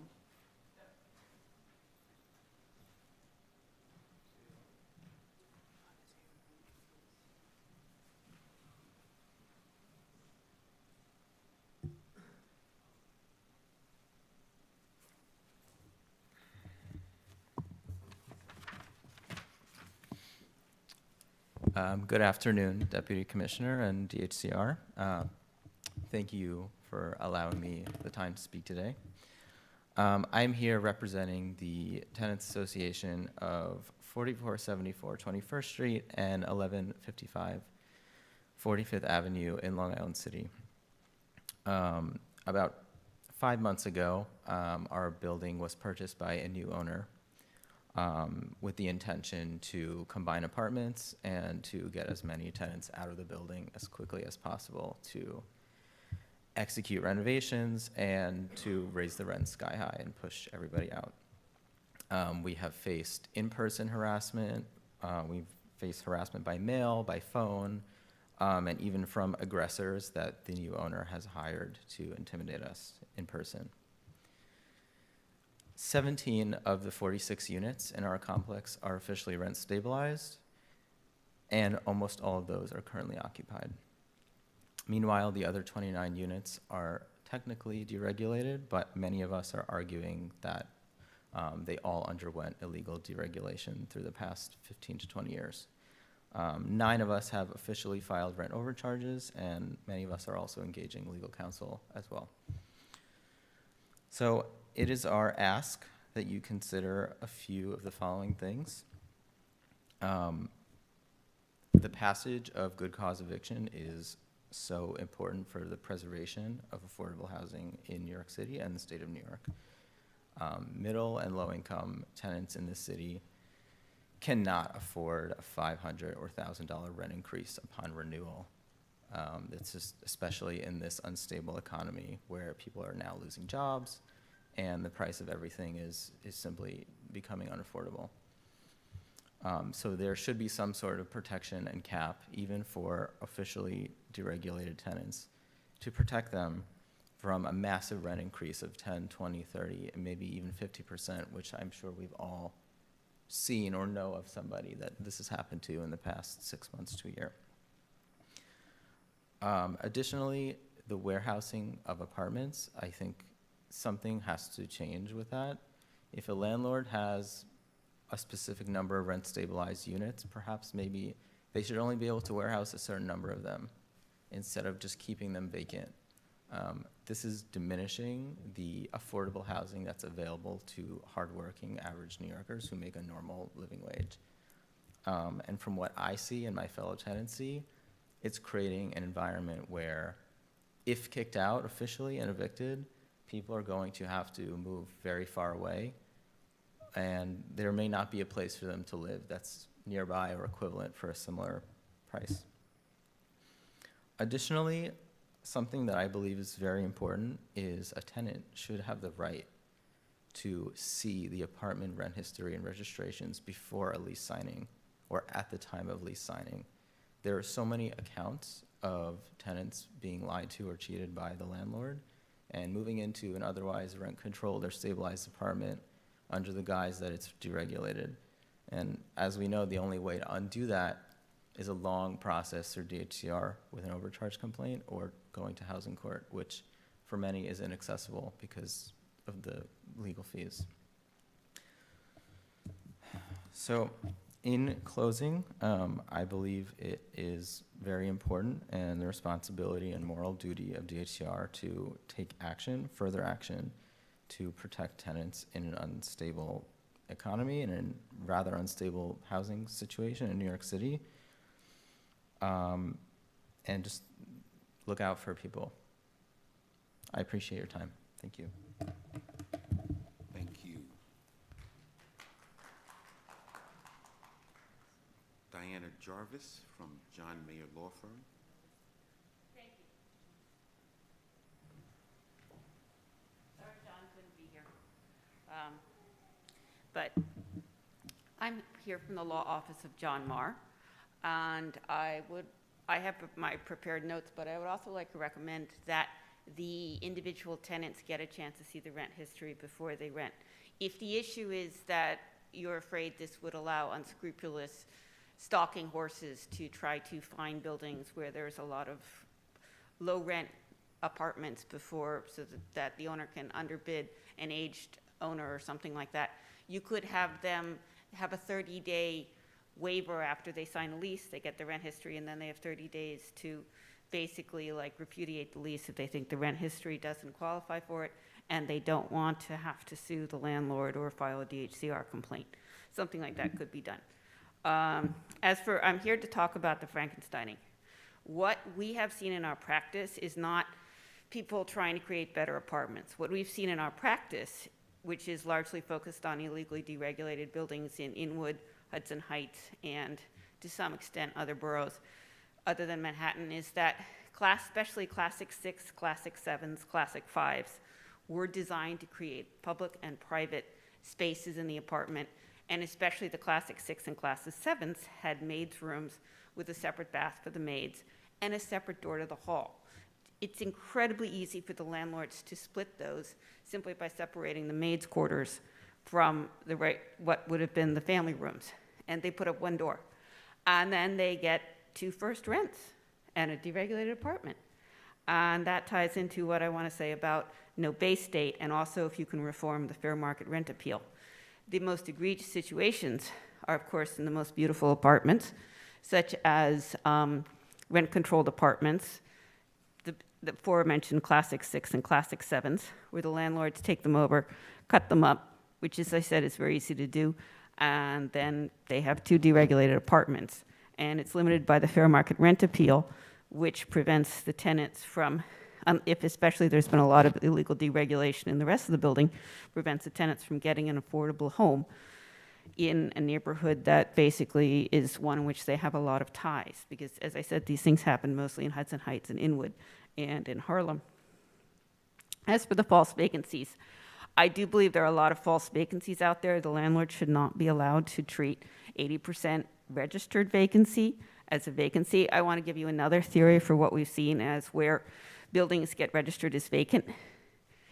If the landlord, especially if they engage in late registration, like they don't register for years, and then they register like once every 3 or 4 years, and then they backdate the registrations, they're often doing what we call the 2526 A33 fraud. There was a provision, this was repealed in 2014, which allowed a landlord to and a tenant to set a new rent if the apartment had been vacant for 4 years. So what they do, if they register once every 4 years, is every time an apartment turns over, they basically register it as vacant, and they don't register the prior tenant, and then they claim deregulated, which is illegal and was a loophole that was repealed in 2014. But it does mean that you will have rent histories for buildings where they're all listed as vacant. And if you get the MCIs, you'll find lots of tenant complaints from the vacant apartments. So to allow, to not let those registered vacant apartments be presumed to be vacant when the landlords had independent reasons for trying to leave them vacant in order to accomplish a separate form of illegal deregulation is just something I would like to call to the Commission's attention. Finally, there's probably no way for you to prevent this. I just want to tell you we've been seeing it. If there's an estate sale, a lot of times the building will be sold. You'll look on Acris, the new landlord will immediately mortgage it for twice the sale price. And then they will simply tell the tenants, do a quick gut reno, which is mostly surface, and then with no permits or with self-certified permits. And then they'll just tell the tenants it was deregulated. And they'll simply not register at all. They won't register an exit. It'll simply fall off the registration. So we've seen that. I don't know what you can do to prevent that. The only way to do that is to compare the rent registration to Acris. And nobody's going to do that except the tenants themselves. So if the tenants can look up on Acris, they ought to be able to look up their rent history before they buy, the way the owners can look up everything about a building before they buy it. Thank you. Thank you. Have Joseph Condon from CHIP.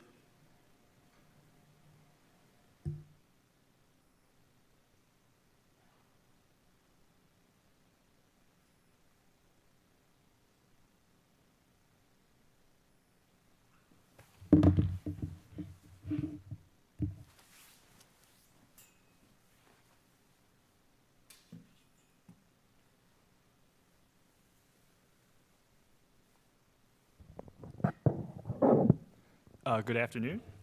Thank you for the opportunity to testify today. I'm submitting this testimony on behalf of the Community Housing Improvement Program, also known as CHIP. My name is Joseph Condon. I'm General Counsel for the organization. CHIP is a trade association whose members are the owners and operators of rent-stabilized housing throughout the 5 boroughs. Together, CHIP members own and operate more than 4,000 buildings with nearly 400,000 units among them all. Our members are long-term owners and operators and have significant knowledge and expertise in the area of providing affordable housing. They collectively provide better quality affordable housing to more New York City residents than any city or state agency or program, including Section 8. We urge Homes and Community Renewal and the Division of Housing and Community Renewal to use our members and our organization as a resource in crafting policies that impact the rent-stabilized housing stock. As for the proposed regulations, while we agree that many of these amendments are required by the 2019 Housing Stability and Tenant Protection Act, we also believe that DHCR is going beyond what the law permits in certain areas, to the detriment of the rent-stabilized housing stock. One of those areas is newly configured apartments. DHCR believes that the 2019 HSTPA requires reform to its current policy on setting first rents for newly created units. However, the regulatory impact statement can only point to a general statement from the overcharge provisions of HSTPA about being able to consider all available rent history to support this notion. The regulatory impact statement also claims that HSTPA emphasized preserving units at historically reasonable rents. However, the agency's reliance on these general statements reveals that there are no specific statutory amendments under the 2019 HSTPA that require DHCR to amend its current policy on setting first rents for newly configured units. Nor did the 2019 HSTPA change statutory language setting forth the purpose and intent of the rent stabilization law. While the agency may attempt to place the responsibility elsewhere, any change in policy in this area is solely within DHCR's discretion and up to their decision. If the legislature intended to make a change on setting first rents in newly configured units, it would have amended New York City Administrative Code Section 26512, which talks about initial rents. But the legislature left that section alone. 26512 states that the initial regulated rent for housing accommodations subject to this law on the local effective date, or which becomes subject to the law thereafter, shall be the rent reserved in the last effective lease or other rental agreement. Based on this provision, DHCR's current policy is to establish initial legal rents for newly configured units as the first rent agreed to between the owner and the first tenant of the new unit. There are numerous agency administrative decisions and other agency-issued guidance to this effect. Under DHCR's current policy and current reasoning, a newly constructed unit is a brand-new unit with no rental history to review. And according to 26512, the lease for the first tenant sets the initial legal rent for the new unit. The prior unit or units cease to exist, and the rent history of those extinguished units are irrelevant to setting an initial rent for a new unit entering rent stabilization. A newly created rental unit entering rent stabilization for the first time in 2022, for example, should not have its rent set according to apartments with initial rents that were set 4 or 5 decades earlier. But that is what the current proposed amendment would accomplish. We urge the DHCR to reconsider the current amendments regarding apartment reconfigurations. If these amendments are ultimately adopted, DHCR will be embarking on a form of property control that it has never implemented before. Never has the agency set the initial rent for a new unit initially becoming subject to rent stabilization, nor has it ever adjusted the initial legal rent of a new unit through anything other than a fair market rent comparison. While there was no change in the statutory intent of the RSL by the 2019 HSTPA, DHCR, in adopting these, if these amendments are adopted, would be making a significant policy change in this area without having done any investigation into how often apartments are newly configured and whether such reconfigurations are useful to adjust the housing stock to the housing needs of tenants. If the proposed amendments were to be adopted, consideration should be given to existing projects that are not completed but were started under the current policy for setting initial rents in newly configured units.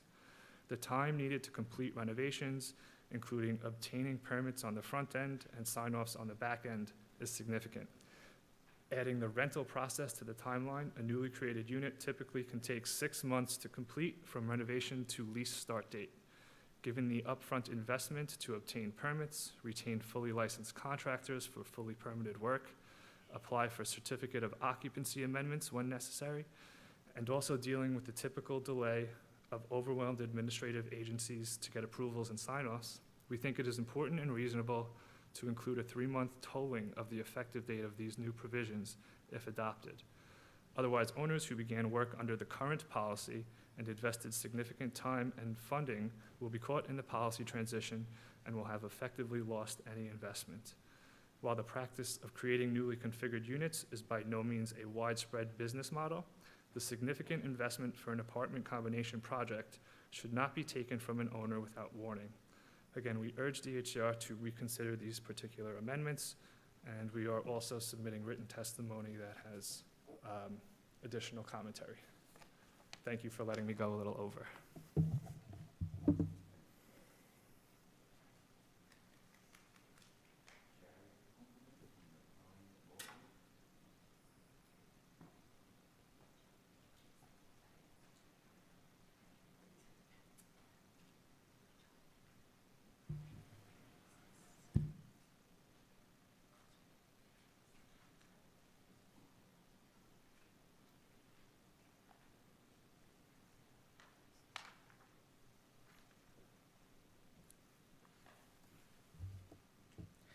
Hi, my name is Rahman Cooperman.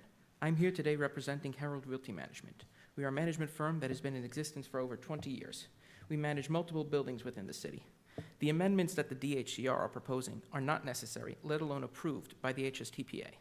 Instead, the DHCR is choosing to change decades of policy with the full knowledge that property owners are still being hurt by the negative effects of the HSTPA on their buildings and livelihood. The amendments proposed today ignore important components of New York's rent regulation laws.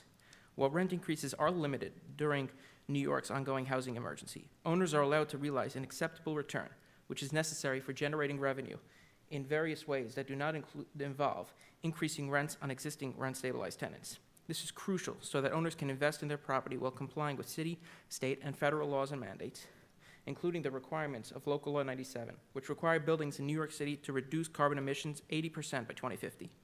Currently, regulated owners subsidize their existing rent-stabilized tenants' rents, which are too low for owners to meet their operating costs. Legal first rent setting following the creation of new units generates the revenue needed to provide this subsidy, as well as the capital needed for unit and building modifications that benefit all tenants. This is how building systems upgrade and mandate compliance are funded. By foreclosing all revenue avenues, not only will buildings suffer, but so too will the tenants. The HSTPA has not allowed landlords to increase rents on vacant apartments whatsoever. This has caused many units to remain vacant. Buildings require constant investment. The proposed amendments would impede rent-regulated owners from making investments in buildings that are well over 50 years old and ignore the realities that it costs money to keep old buildings livable. While the HSTPA foreclosed many means by which rent-regulated owners were able to generate revenue, these proposed regulations go further than the HSTPA by stymieing the few remaining legal avenues, severely limiting an owner's ability to modernize and adapt their building if adopted. These rules would seek to memorialize an aging building's status quo and disincentivize investment to the detriment of all rent-stabilized tenants, rent-regulated buildings, and overall housing habitability.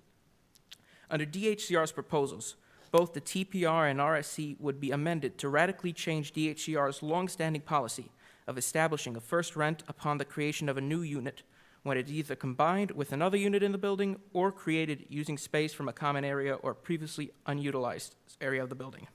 The old rule was that when the perimeter walls of the apartment have been substantially moved and changed, and where the previous apartment essentially ceases to exist, thereby rendering its rental history meaningless, then a landlord may charge a first or free market rent. This is an administratively created policy implemented by DHCR and its capacity as the administrative agency which regulates residential units. The proposed amendments would reverse this decades-old policy by establishing a first rent for a newly created or combined unit, which would typically be greater than the combined legal rents for each individual apartment. Under this new scheme, an owner would only be permitted to collect the combined legal regulated rents when combining two apartments and add a limited and temporary IAI allowance for each unit. Or if the outside perimeter of a rent-stabilized apartment is either increased or decreased, but not combined in whole with another apartment, then the new legal regulated rent would increase or decrease by a percentage that directly corresponds with the increase or decrease in the original unit's square footage. Regardless of DHCR's intentions for proposing this change in policy, the ultimate result would be to disincentivize owners from combining apartments or otherwise altering apartments to address changing housing needs. These amendments should not be adopted because, first and foremost, they would eliminate the one last remaining method for rent-regulated landlords to make improvements to their building and realize a return on their investment by doing so. Thank you so much. Have a great day. Thank you. Aaron Weber from Weber Realty Management.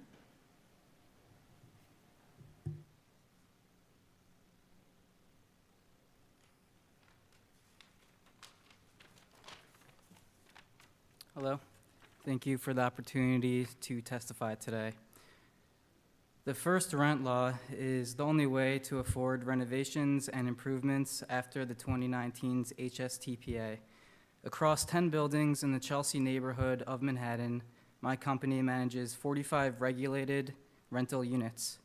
Rent roll data indicates that these stabilized and controlled units are receiving a 253% average discount compared to its market rate neighbors. In the Chelsea buildings, some rent-controlled units pay less than $135 per month. There is even a 1,500 square foot, 3-bedroom unit paying $256 per month, who occupies an entire floor of our building. During the summer of 2021, 2 stabilized units voluntarily vacated as people were fleeing New York City from COVID-19. One tenant lived in a large 3-bedroom apartment for over 50 years. Under the HSTPA, this unit is forever regulated at $1,090 per month.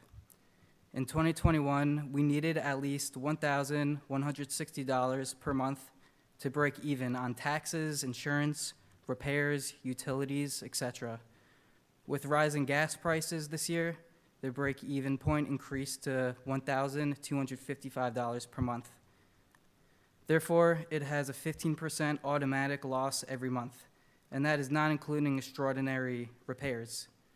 It is financially unsustainable to put the apartment on the market since it's guaranteed to lose money every month and adds tremendous liability.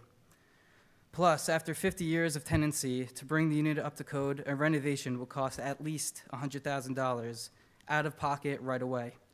As you can see, the first rent law is the only way to afford renovations and improvements while complying with the HSTPA and Rent Stabilization Code. Thank you very much. Have a good day. Thank you. Edward Klein, from the Klein Law Group.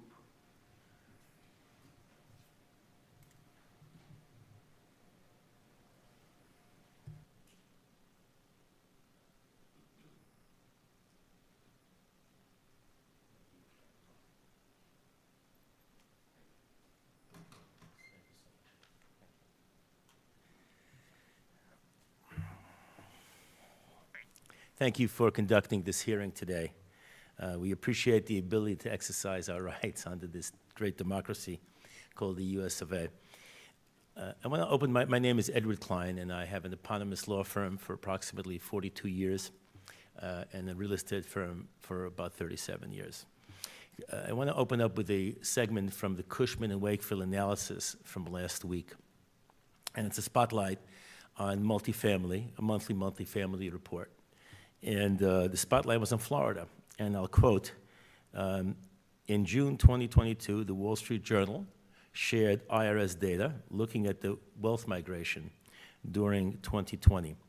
Florida lapped the field, attracting $23.7 billion in adjusted gross income to the state. That's a lot of tax dollars. This is only accelerated with Ken Griffin and his nearly $30 billion in net worth, and Citadel Securities announcing the location of its $1 billion headquarters from Chicago to a new Miami tower that is going to be costing $1 billion, close quotes. One more quote from the C&W report. They report that our team has seen an influx of domestic capital, that's from New York and other points, to Florida, mostly made up of high net worth investors looking to invest in Florida as they seek to move capital and sell assets in states where rent restrictions are becoming burdensome, close quotes. That is an understatement. But mind you, Cushman & Wakefield is the largest property manager in the world. I think they manage between 300 and 800 million square feet of space. So when they speak, people listen, as in the old advertisement from 40 years ago. Why did I open my remarks with these quotations? It's because I wanted to demonstrate that you're losing the investor class upon which New York relies on for its economy. 50% of our taxes to pay for all those great things comes from the real estate sector. If you lose even 10% of that, you'll be $5 billion short. Indeed, you're about $2 billion short this year because the rents are not high enough and the valuations are significantly lower than even just 2 and 3 years ago. And that results in much less taxes. Now, the city has been disingenuous in raising the taxes to cover that, but you can't keep doing that and expect people to stay. So the investor class will leave New York and has already left New York. You're losing the investor, and with it, the economic growth that the investor, and not just me, but tens of thousands of people like me, invest in this state. And that's not what I think you really want deep down in your heart of hearts. But when the DHCR recommends these recommendations, these restrictions for the first time, I think since 1994 or 2004, then we have problems. When you eliminate all the unit subdivisions, I'm doing some subdivisions now. I'm adding housing to the marketplace. But I'm not going to do that if I can charge $500 per apartment. But when you eliminate the subdivisions for all 1 million plus regulated rentals, anywhere and anywhere else in the state, you're driving whatever little investment is being made in New York out of the state. Is that really what you guys want to, but you ladies and gentlemen want to do? You want to drive the last few $1 million of investment that we're making into our apartments out of the state? I don't think so. Eliminating the ability to join 2 separate units anywhere in the state also drives investment outside of the state. What is that guy who was here 2 minutes ago, 5 minutes ago, supposed to do with 2 apartments that rented for $1,000 and a few $100s? Keep it at $1,000 and $200? That's not reasonable. It's not realistic. He's willing to put in a couple of $100,000 to get some kind of return back. That doesn't hurt any tenants. There's nobody there.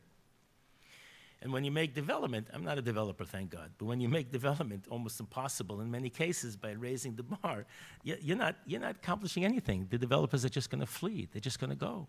You know, but few there are left, and there are very few, are not staying around just to see if things will change. Anyway, let me focus for a few minutes on this specific DHCR strategy of eliminating any subdivisions in large apartments. Please explain to me, why does a family of 1 or 2, which is most of the families today that are coming into this housing, this controlled housing, why do they need 16, 17, 1,800 square feet of space? They're perfectly happy paying a $1,500 rent on a 700-foot square space that has a bedroom and a bathroom and a small kitchen. That's what I'm doing with 2-bedroom, 2-bath apartments that are almost 2,200 square feet. 2 people don't need 2,200 square feet. It makes sense. And I'm adding housing. I'm adding, out of nothing, we're adding extra units. I added 3 units 2 years ago.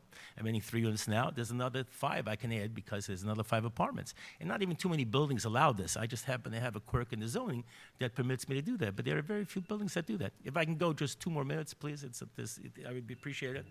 I think everyone will admit to you that the passage of the HTSPA, I appreciate it, in June 2019, significantly reduced investment in this multifamily sector. But this will be like the death knell. You know, you left 1 or 2 things open for investors to make a little bit of money. To do that, it's just not going to move the needle. We're going to stop developing the X units, and people are going to stop investing. Conclusion: I believe it behooves the DHCR to cooperate with the real estate industry, with CHIP, with RSA, to further the housing development concept. And maybe we can come up with some kind of a compromise that will still incentivize owners to invest in their units, but not drive them out of the state. Respectfully, please do that and allow us to provide common ground instead of just hashing these and putting these through as they currently are. Thank you very much for listening today. Thank you for conducting this hearing. Have a nice day. Thank you. Is Nathan Taylor available?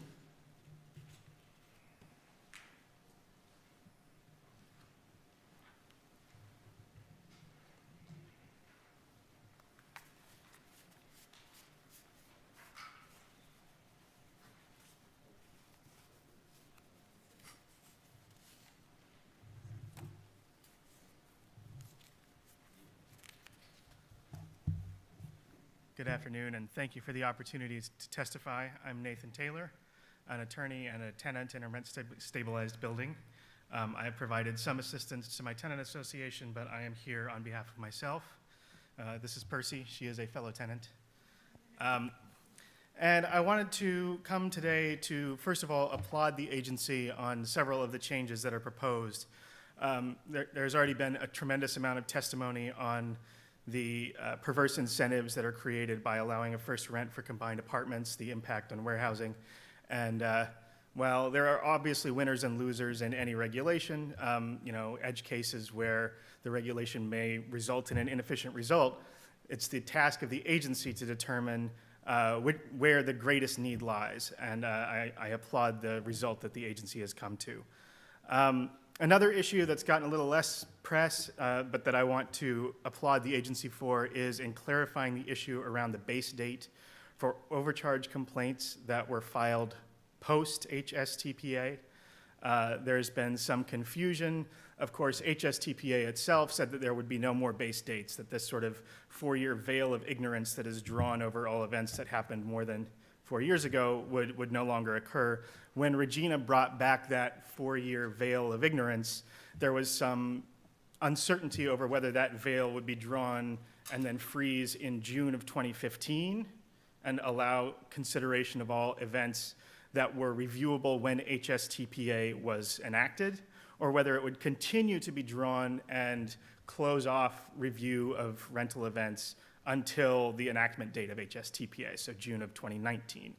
I think the agency has gotten this right. I think that when you look at the holding in Regina and its holding that HSTPA cannot be applied retroactively, extending a look-back period or statute of limitations for events that are reviewable at the time that that statute of limitations amendment is passed doesn't constitute retroactive application of this new amendment. It's prospective application of the amendment, and I applaud DHCR for recognizing that. For those who point to Regina and to the First Department's decision in Austin versus 25 Grove Street to say that no, actually, even something that happened in 2016 or 2017 has to be subject to the 4-year rule. None of those authorities actually dealt with cases that involved post-HSTPA complaints. Regina involves rental events that had happened sometimes decades in the past, and Austin versus 25 Grove Street involved events that had happened in 2013. So the question of 2015 versus 2019 for the base date didn't come up in those cases. The other issue that I want to talk about is an issue where I think that the agency missed an opportunity to clarify an issue that affects potentially about 25,000 rent-stabilized apartments. And that is, we've heard about how HSTPA ended high rent vacancy deregulation because high rent vacancy deregulation created this sort of black box where a new tenant would come in, the rent was the rent, and then they might find out, years later, possibly after the look-back period had passed, that unreasonable expenses for IAIs had been put in. And so HSTPA did away with high rent vacancy deregulation. However, the Rent Act of 2015 also took very strong steps to address high rent vacancy deregulation. And that has continued to be sort of a confused area of the law. As acknowledged by a pair of housing court cases, the Rent Act of 2015 made it so that only the rent of the departing tenant could be considered when determining whether the deregulation threshold had been met. Unfortunately, last December, those housing court cases were reversed by a fairly poorly reasoned decision of the appellate term 326 Star Realty versus Martinez. And the agency's proposed rule actually addresses the Star decision. It says that tactfully says that it was not likely the final word from the courts on the Rent Act of 2015. I agree with that. However, the agency proposes to, said that this is not ripe for resolution through regulation, and said that instead the agency will reserve judgment and then deal with this through the decisional law. I would urge the agency to reconsider that. I mean, the Rent Act of 2015 passed 7 years ago. high rent vacancy deregulation was abolished 3 years ago. This issue could not be more ripe for determination, and I will follow up with more detail on this issue in my written comments. So thank you very much. Thank you. Is Julius Bennett around?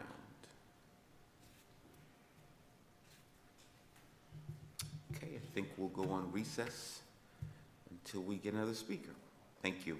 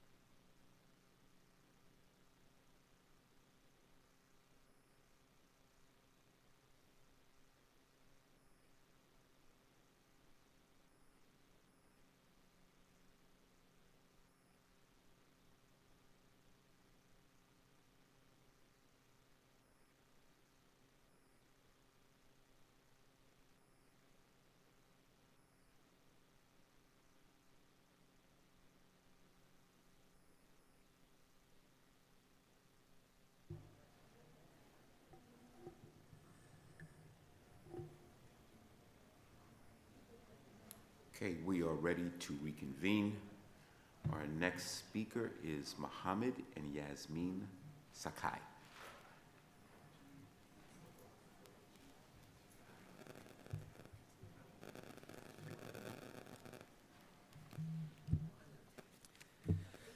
Thank you very much, sir. Good afternoon. Thank you for giving me a chance to speak. Me and my wife, Yasmin, and my name is Mohammed Saki. We are living at 14060 Beach Avenue in Flushing. I have been living with my family for last 18 years. It is a rent-stabilized building owned by Zara Realty. Since Zara bought the building in 2018, they have been creating so many problems for us. The first one, they changed the lock on the main entrance to the building with the keys that cannot be duplicated, and then they only gave us one key. And they refused to provide us with the free keys for the other persons living in the apartment with me. They are trying to charge many of the tenants for keys and asking for a lot of personal documents. This is the same tactic that they have used in many of their buildings. This is the same tactic for which the Attorney General took them to the court. This is the same tactic that the Zara tenant have complained about the DHCR, and the DHCR has ordered free keys and rent reduction in many of the Zara buildings. But all those tenants in those buildings had to wait more than a year for DHCR to make a decision.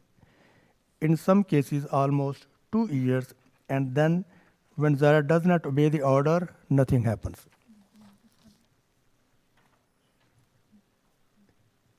Zara has decreed over maintenance. They don't make repairs. If they do, they take forever and do a really horrible job that doesn't fix the issue. Every winter, they don't give us enough heat, so we are freezing. We call 311 to get violations if possible. But if we submit a complaint to DHCR about these things, it will take forever. The rest of my wife will speak.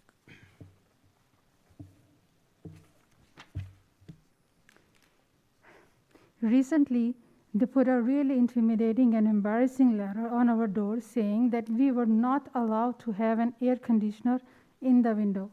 They are saying that we are violating the law, violating the lease, and so they will take us to court and terminate our lease and even charge us for damages, even though we are not causing any damages. But we contacted the city, and we know that we are allowed to have an air conditioner in the window, like everyone else in New York. So it's a lie. And on top of everything, they want to charge tenants for air conditioning fees, even though the previous landlords never charged, so they waived the fee many years ago. But if we submit a complaint about harassment and overcharges to DHCR, it will take forever.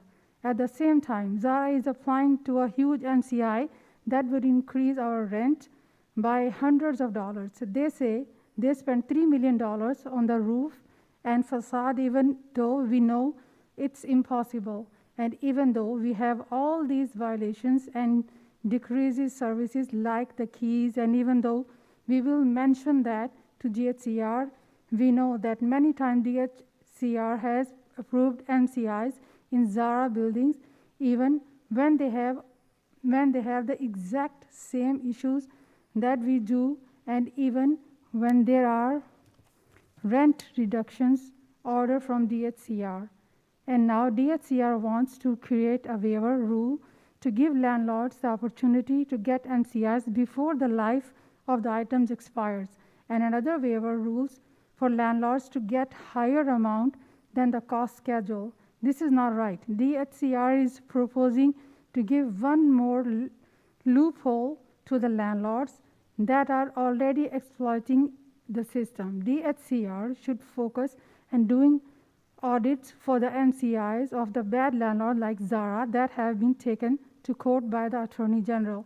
Instead, DHCR should prioritize system upgrade and transparency and faster times for tenants' complaints about overcharges and reduced services and harassment.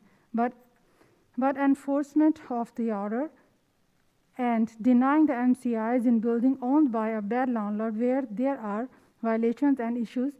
The 2019 law is supposed to be about more protecting for tenants, not for opportunities for the landlord to make our money from us. Thank you.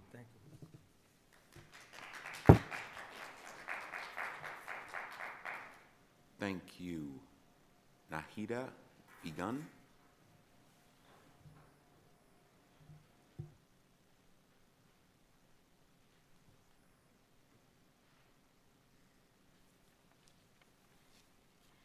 Good afternoon. Thank you for this opportunity. My name is Nahida Begum. I live on 40-60 Beach Avenue in Flushing, Jara Realty in my landlord. I got notice from DHCR that my landlord wants to increase my rent based on MCI. I am a cancer survivor. I have limited income. My only income is SSI money. All the time I think, if they increase my rent, how would I live in this apartment and where else I will go? In the middle of the night, sometimes no heat, they make all the change, like changing the entrance, and the tenant do not get enough key and they try to charge. DHCR cannot give more and more reward to landlord the Jara. They are the ones using the MCI. The MCI rules have to be more strict, no more easy for the landlord to get MCI. No ever. DHCR has to apply the rules and investigate with the audit and deny the MCI that they find violations issue and not enough transparency from the landlord. DHCR also need to follow the law and consider when landlord likes me and the risk base because the increase is too big. This is what the law says. We need more transparency from DHCR. We need to see the MCI affecting community like mine.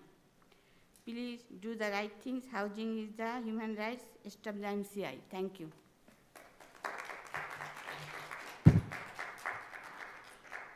Thank you. Frederick DeBoer.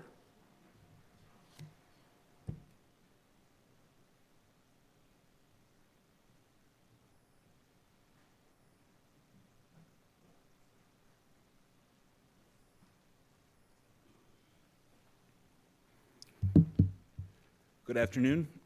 I'd like to thank DHCR for the opportunity. The Housing Safety and Tenant Protection Act of 2019 was passed by the state legislature and signed into law by the then governor with a clear understanding that the bill was transformational, transformative. As many remarked at the time and since, never before had a piece of legislation so strengthened tenant protections, particularly through reforming the system to protect rent regulation and to stop the wholesale deregulation of apartments that had been occurring under previous law. I am grateful that DHCR is here to act as a supervisory agency that's responsible for many of the provisions of HSTPA. And I know that the agency is working while underfunded and understaffed.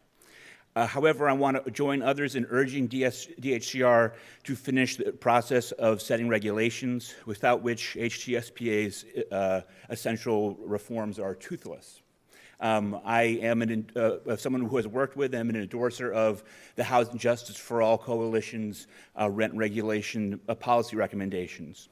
I'm not going to go into the detail of those recommendations, which others have already spoken about today and you are aware of. I simply want to use my time to underline the fact that the need to defend rent regulation and other laws that protect housing affordability could not be more urgent, because we are in an absolute housing crisis. We are facing a rent crisis in New York in 2019 when the law was passed, when HTSA was passed. Everything has gotten worse since. Okay, after a very brief period when rents fell due to COVID, rent increases have increased dramatically. According to a Douglas Elliman report, for example, in August 2022, the average rent in Manhattan was over $4,000 a month. The average rent in Manhattan. Other boroughs are seeing similar record rent increases. According to the New York City Housing and Vacancy Survey, the vacancy rate for apartments in the city that cost less than $1,500 a month is 0.9%. So less than 1% of the remaining apartments that cost less than $1,500 a month are vacant. The cheap New York apartment simply does not exist anymore. The city government had a 2020 budget year goal of building or preserving 25,000 rent-stabilized apartments, but only 16,000 actually were built or preserved. Multiple news reports in places like the New York Times and Politico have described chaotic frenzies for the search for affordable apartments, including hours-long lines simply to view apartments in open houses, with many leases now being the subject of bidding wars in which potential renters must bid up the monthly cost of a rental, a practice which was once unheard of and restricted only to home purchasing. And of course, purchasing a home, it should go without saying, is outside of the financial means of most New Yorkers. Again, Manhattan, the average apartment now comes in at something like $1.2 million. But it's important to say, even outside of New York City's context, in November of 11th, just this past November 11th, a lengthy New York Times report described our current moment as perhaps the most difficult time to buy a first home in our nation's history. So moving to the suburbs to get away from the rising rents is not an option, okay? All of this is happening as more than 60,000 rent-regulated apartments are sitting vacant thanks to landlords who are in effect holding them hostage to drive the cost of rentals up and are often working to find loopholes to deregulate such units. We know that rent regulation is one of the most powerful tools for ensuring that tenants have affordable rents and livable neighbors. This is why the Housing Safety and Tenant Protection Act of 2019 was passed in the first place. HSTPA was a bill endorsed by our legislature and signed into law with the intention of defending rent regulation and expanding housing affordability. As we knew they would, landlords are coming up with new predatory business models to to undermine that law and to charge tenants more. The key to preventing housing affordability is for DHCR to pass muscular regulations defending HSTPA's affordability goals, such as in the enforcement of MCIs, and to enforce all of the regulations more vigorously. I urge everyone to read the Housing Justice for All policy platform and its many recommendations for a regulatory process that will defend affordable housing during a period of absolute crisis. I thank DHCR and all the rest of you for your time and your attention.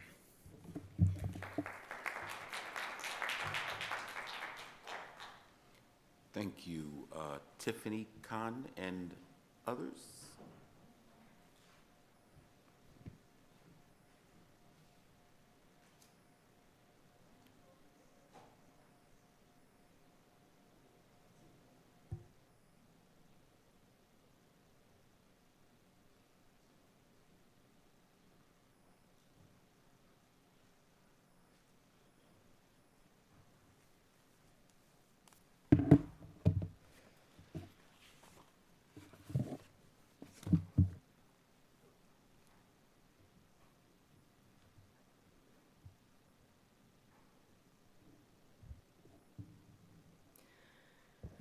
Good afternoon, and thank you for giving us the opportunity to present today on the Housing Stability and Tenant Protection Act.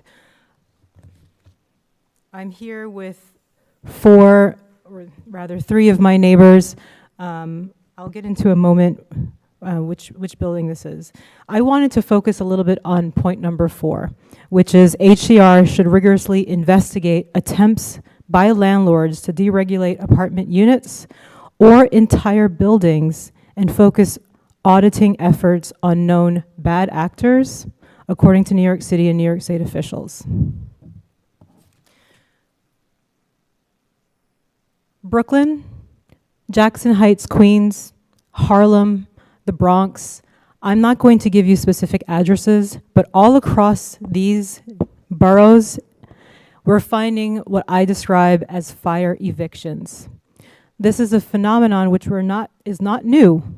The Bronx burning in the 70s was not just in the 70s. It continues to happen today, where we're seeing buildings that have deferred maintenance, that have been poorly maintained or just not maintained, more prone to having fires. When these fires take place, landlords are often using them as excuses to file what's called a substantial rehabilitation. 1970s, we had a crisis, a housing crisis, where parts in those neighborhoods that I just mentioned resembled war-torn countries with buildings that were so severely dilapidated that they were shells of buildings. What's happening today is landlords are using the sub-rehab loophole, they're using it as a loophole to deregulate their buildings. The mic is coming, I'm sorry? Okay. Can you hear me? Okay. Okay. Is that better? Okay. The substantial rehabilitation clause in what was then the Emergency Tenant Protection Act and is now codified still in the Housing and Tenant Protection Act was created to address a housing shortage. It was created so that landlords would build more or renovate their buildings. And it's quite insidious that landlords are actually using it to expel or evict tenants. This is why I describe this as fire evictions. I'm sorry, I don't understand why this mic is still doing this.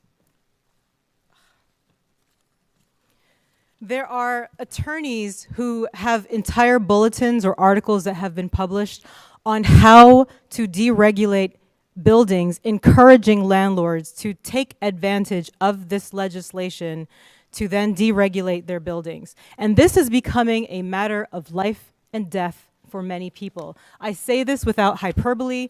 A 15-year-old girl died. A mother lost her only child in this building located at 512 West 136th Street in 2014. On May 11th of this year, DHCR ruled or determined that this building should be exempt from rent regulation. This was after the fire took place in 2014 because of a power strip.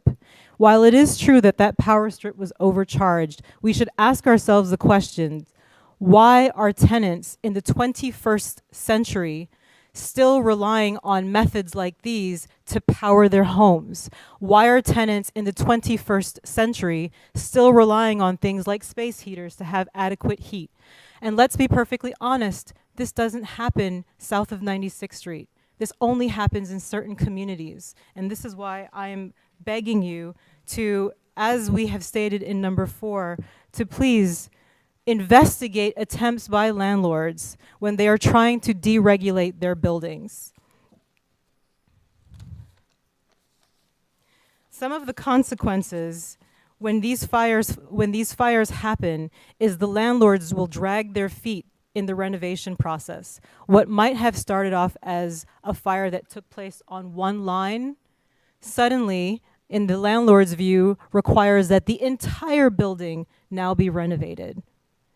This is to meet the 75% threshold that's described in fact sheet number 38 and operational bulletin 95-2, which allows a sub-rehab or a substantial rehabilitation to pass. I'm sorry, there are 4 of us and we each have 5 minutes. So because I'm going to we're speaking as a group, but it won't be much more than 5 minutes. Following these fires, when landlords drag their feet in the renovation process, we find all sorts of scare tactics that are used, including forcing tenants like this gentleman here, who had 2 children attending the school right across the street, are forced to sign surrender agreements. And this divide and conquer strategy is used exploiting people who do not speak English, who don't have the time or the wherewithal to hire attorneys to help them make sense of documents that would have helped them stay in their homes.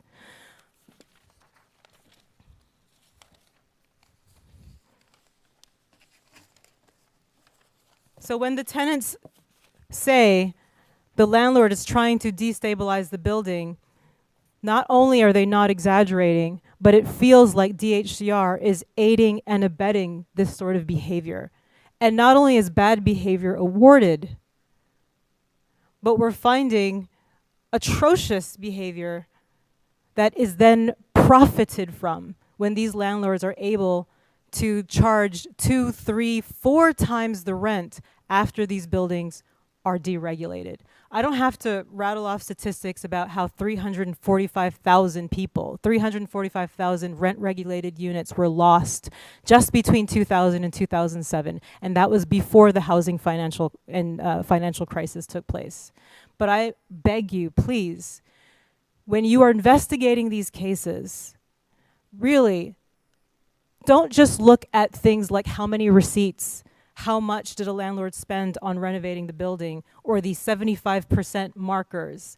Actually look at what evidence it is that they're submitting, because it is fueling this housing crisis. And at the very least, if the moral arguments don't move you, think about how much you spend when you pay taxes, and $120 per bed per night is what is going to DSS and the Department of Homeless Services when these families are evicted and find themselves each in homeless shelters for at least 3 years or more. Thank you.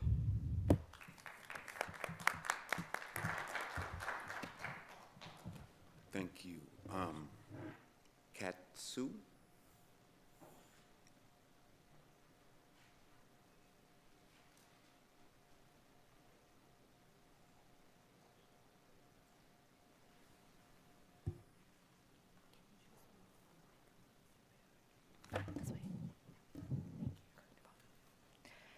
Hi, everyone. Thank you for the opportunity to speak today. My name is Kat. Sorry, I'm a little nervous because I was not planning on speaking today, but wanted to speak up after hearing everyone talk throughout the day.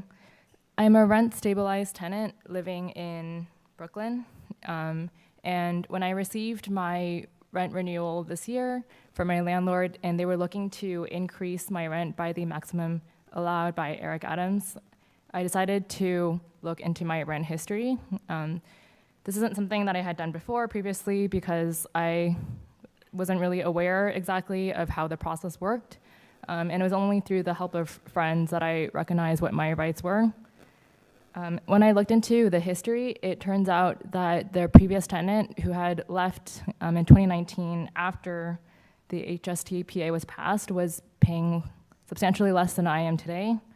And it turns out that they increased my rent by 143% from the previous tenant. Doing a little bit further investigation and looking through all the different agencies and filing requests, it turns out that the landlord had done this by abusing a version of the Frankensteining loophole. So they had actually decreased my apartment by removing one room from one end and giving it to the adjacent apartment next door. This effectively decreased my apartment in size by like roughly 33% based on the blueprints that I've been able to find by filing full requests with the Department of Buildings. And also in doing this and by increasing the size of the apartment next door, which had previously been deregulated, the landlord was also able to increase the rent of the apartment next door by $1,700. So it is pretty clear in this case that there is nothing on the landlord's side. By doing so, there is no interest in providing affordable or safe housing. This is purely to turn a profit. And it's extremely egregious that by taking a 2-bedroom apartment and converting it into a 1-bedroom, the landlord was able to quote unquote claim a new apartment and charge a first rent. This is not in line with what the HSTPA was intended to do in terms of vacancy decontrol and limiting AIs. And some of the proposed amendments that are being discussed today would be super helpful in terms of making it clear what landlords are and are not able to do when it comes to changing and altering apartments and preventing these loopholes from being abused in the future. Additionally, it has also become really clear to me throughout the investigation that I have been doing that it is extremely difficult also to enforce the regulations that are set forth. I know that there is, obviously the HCR is very underfunded and understaffed, so appreciate what is able to be done, but I've been told that attempting to right the issue with my landlord could potentially take years. And in addition to that, even just figuring out what has been going on has been quite difficult and taken a lot of time. And even today, it has been difficult for me to be able to find time off of work to be able to speak. But thank you for the time and really appreciate the forum to be able to share this. Thank you.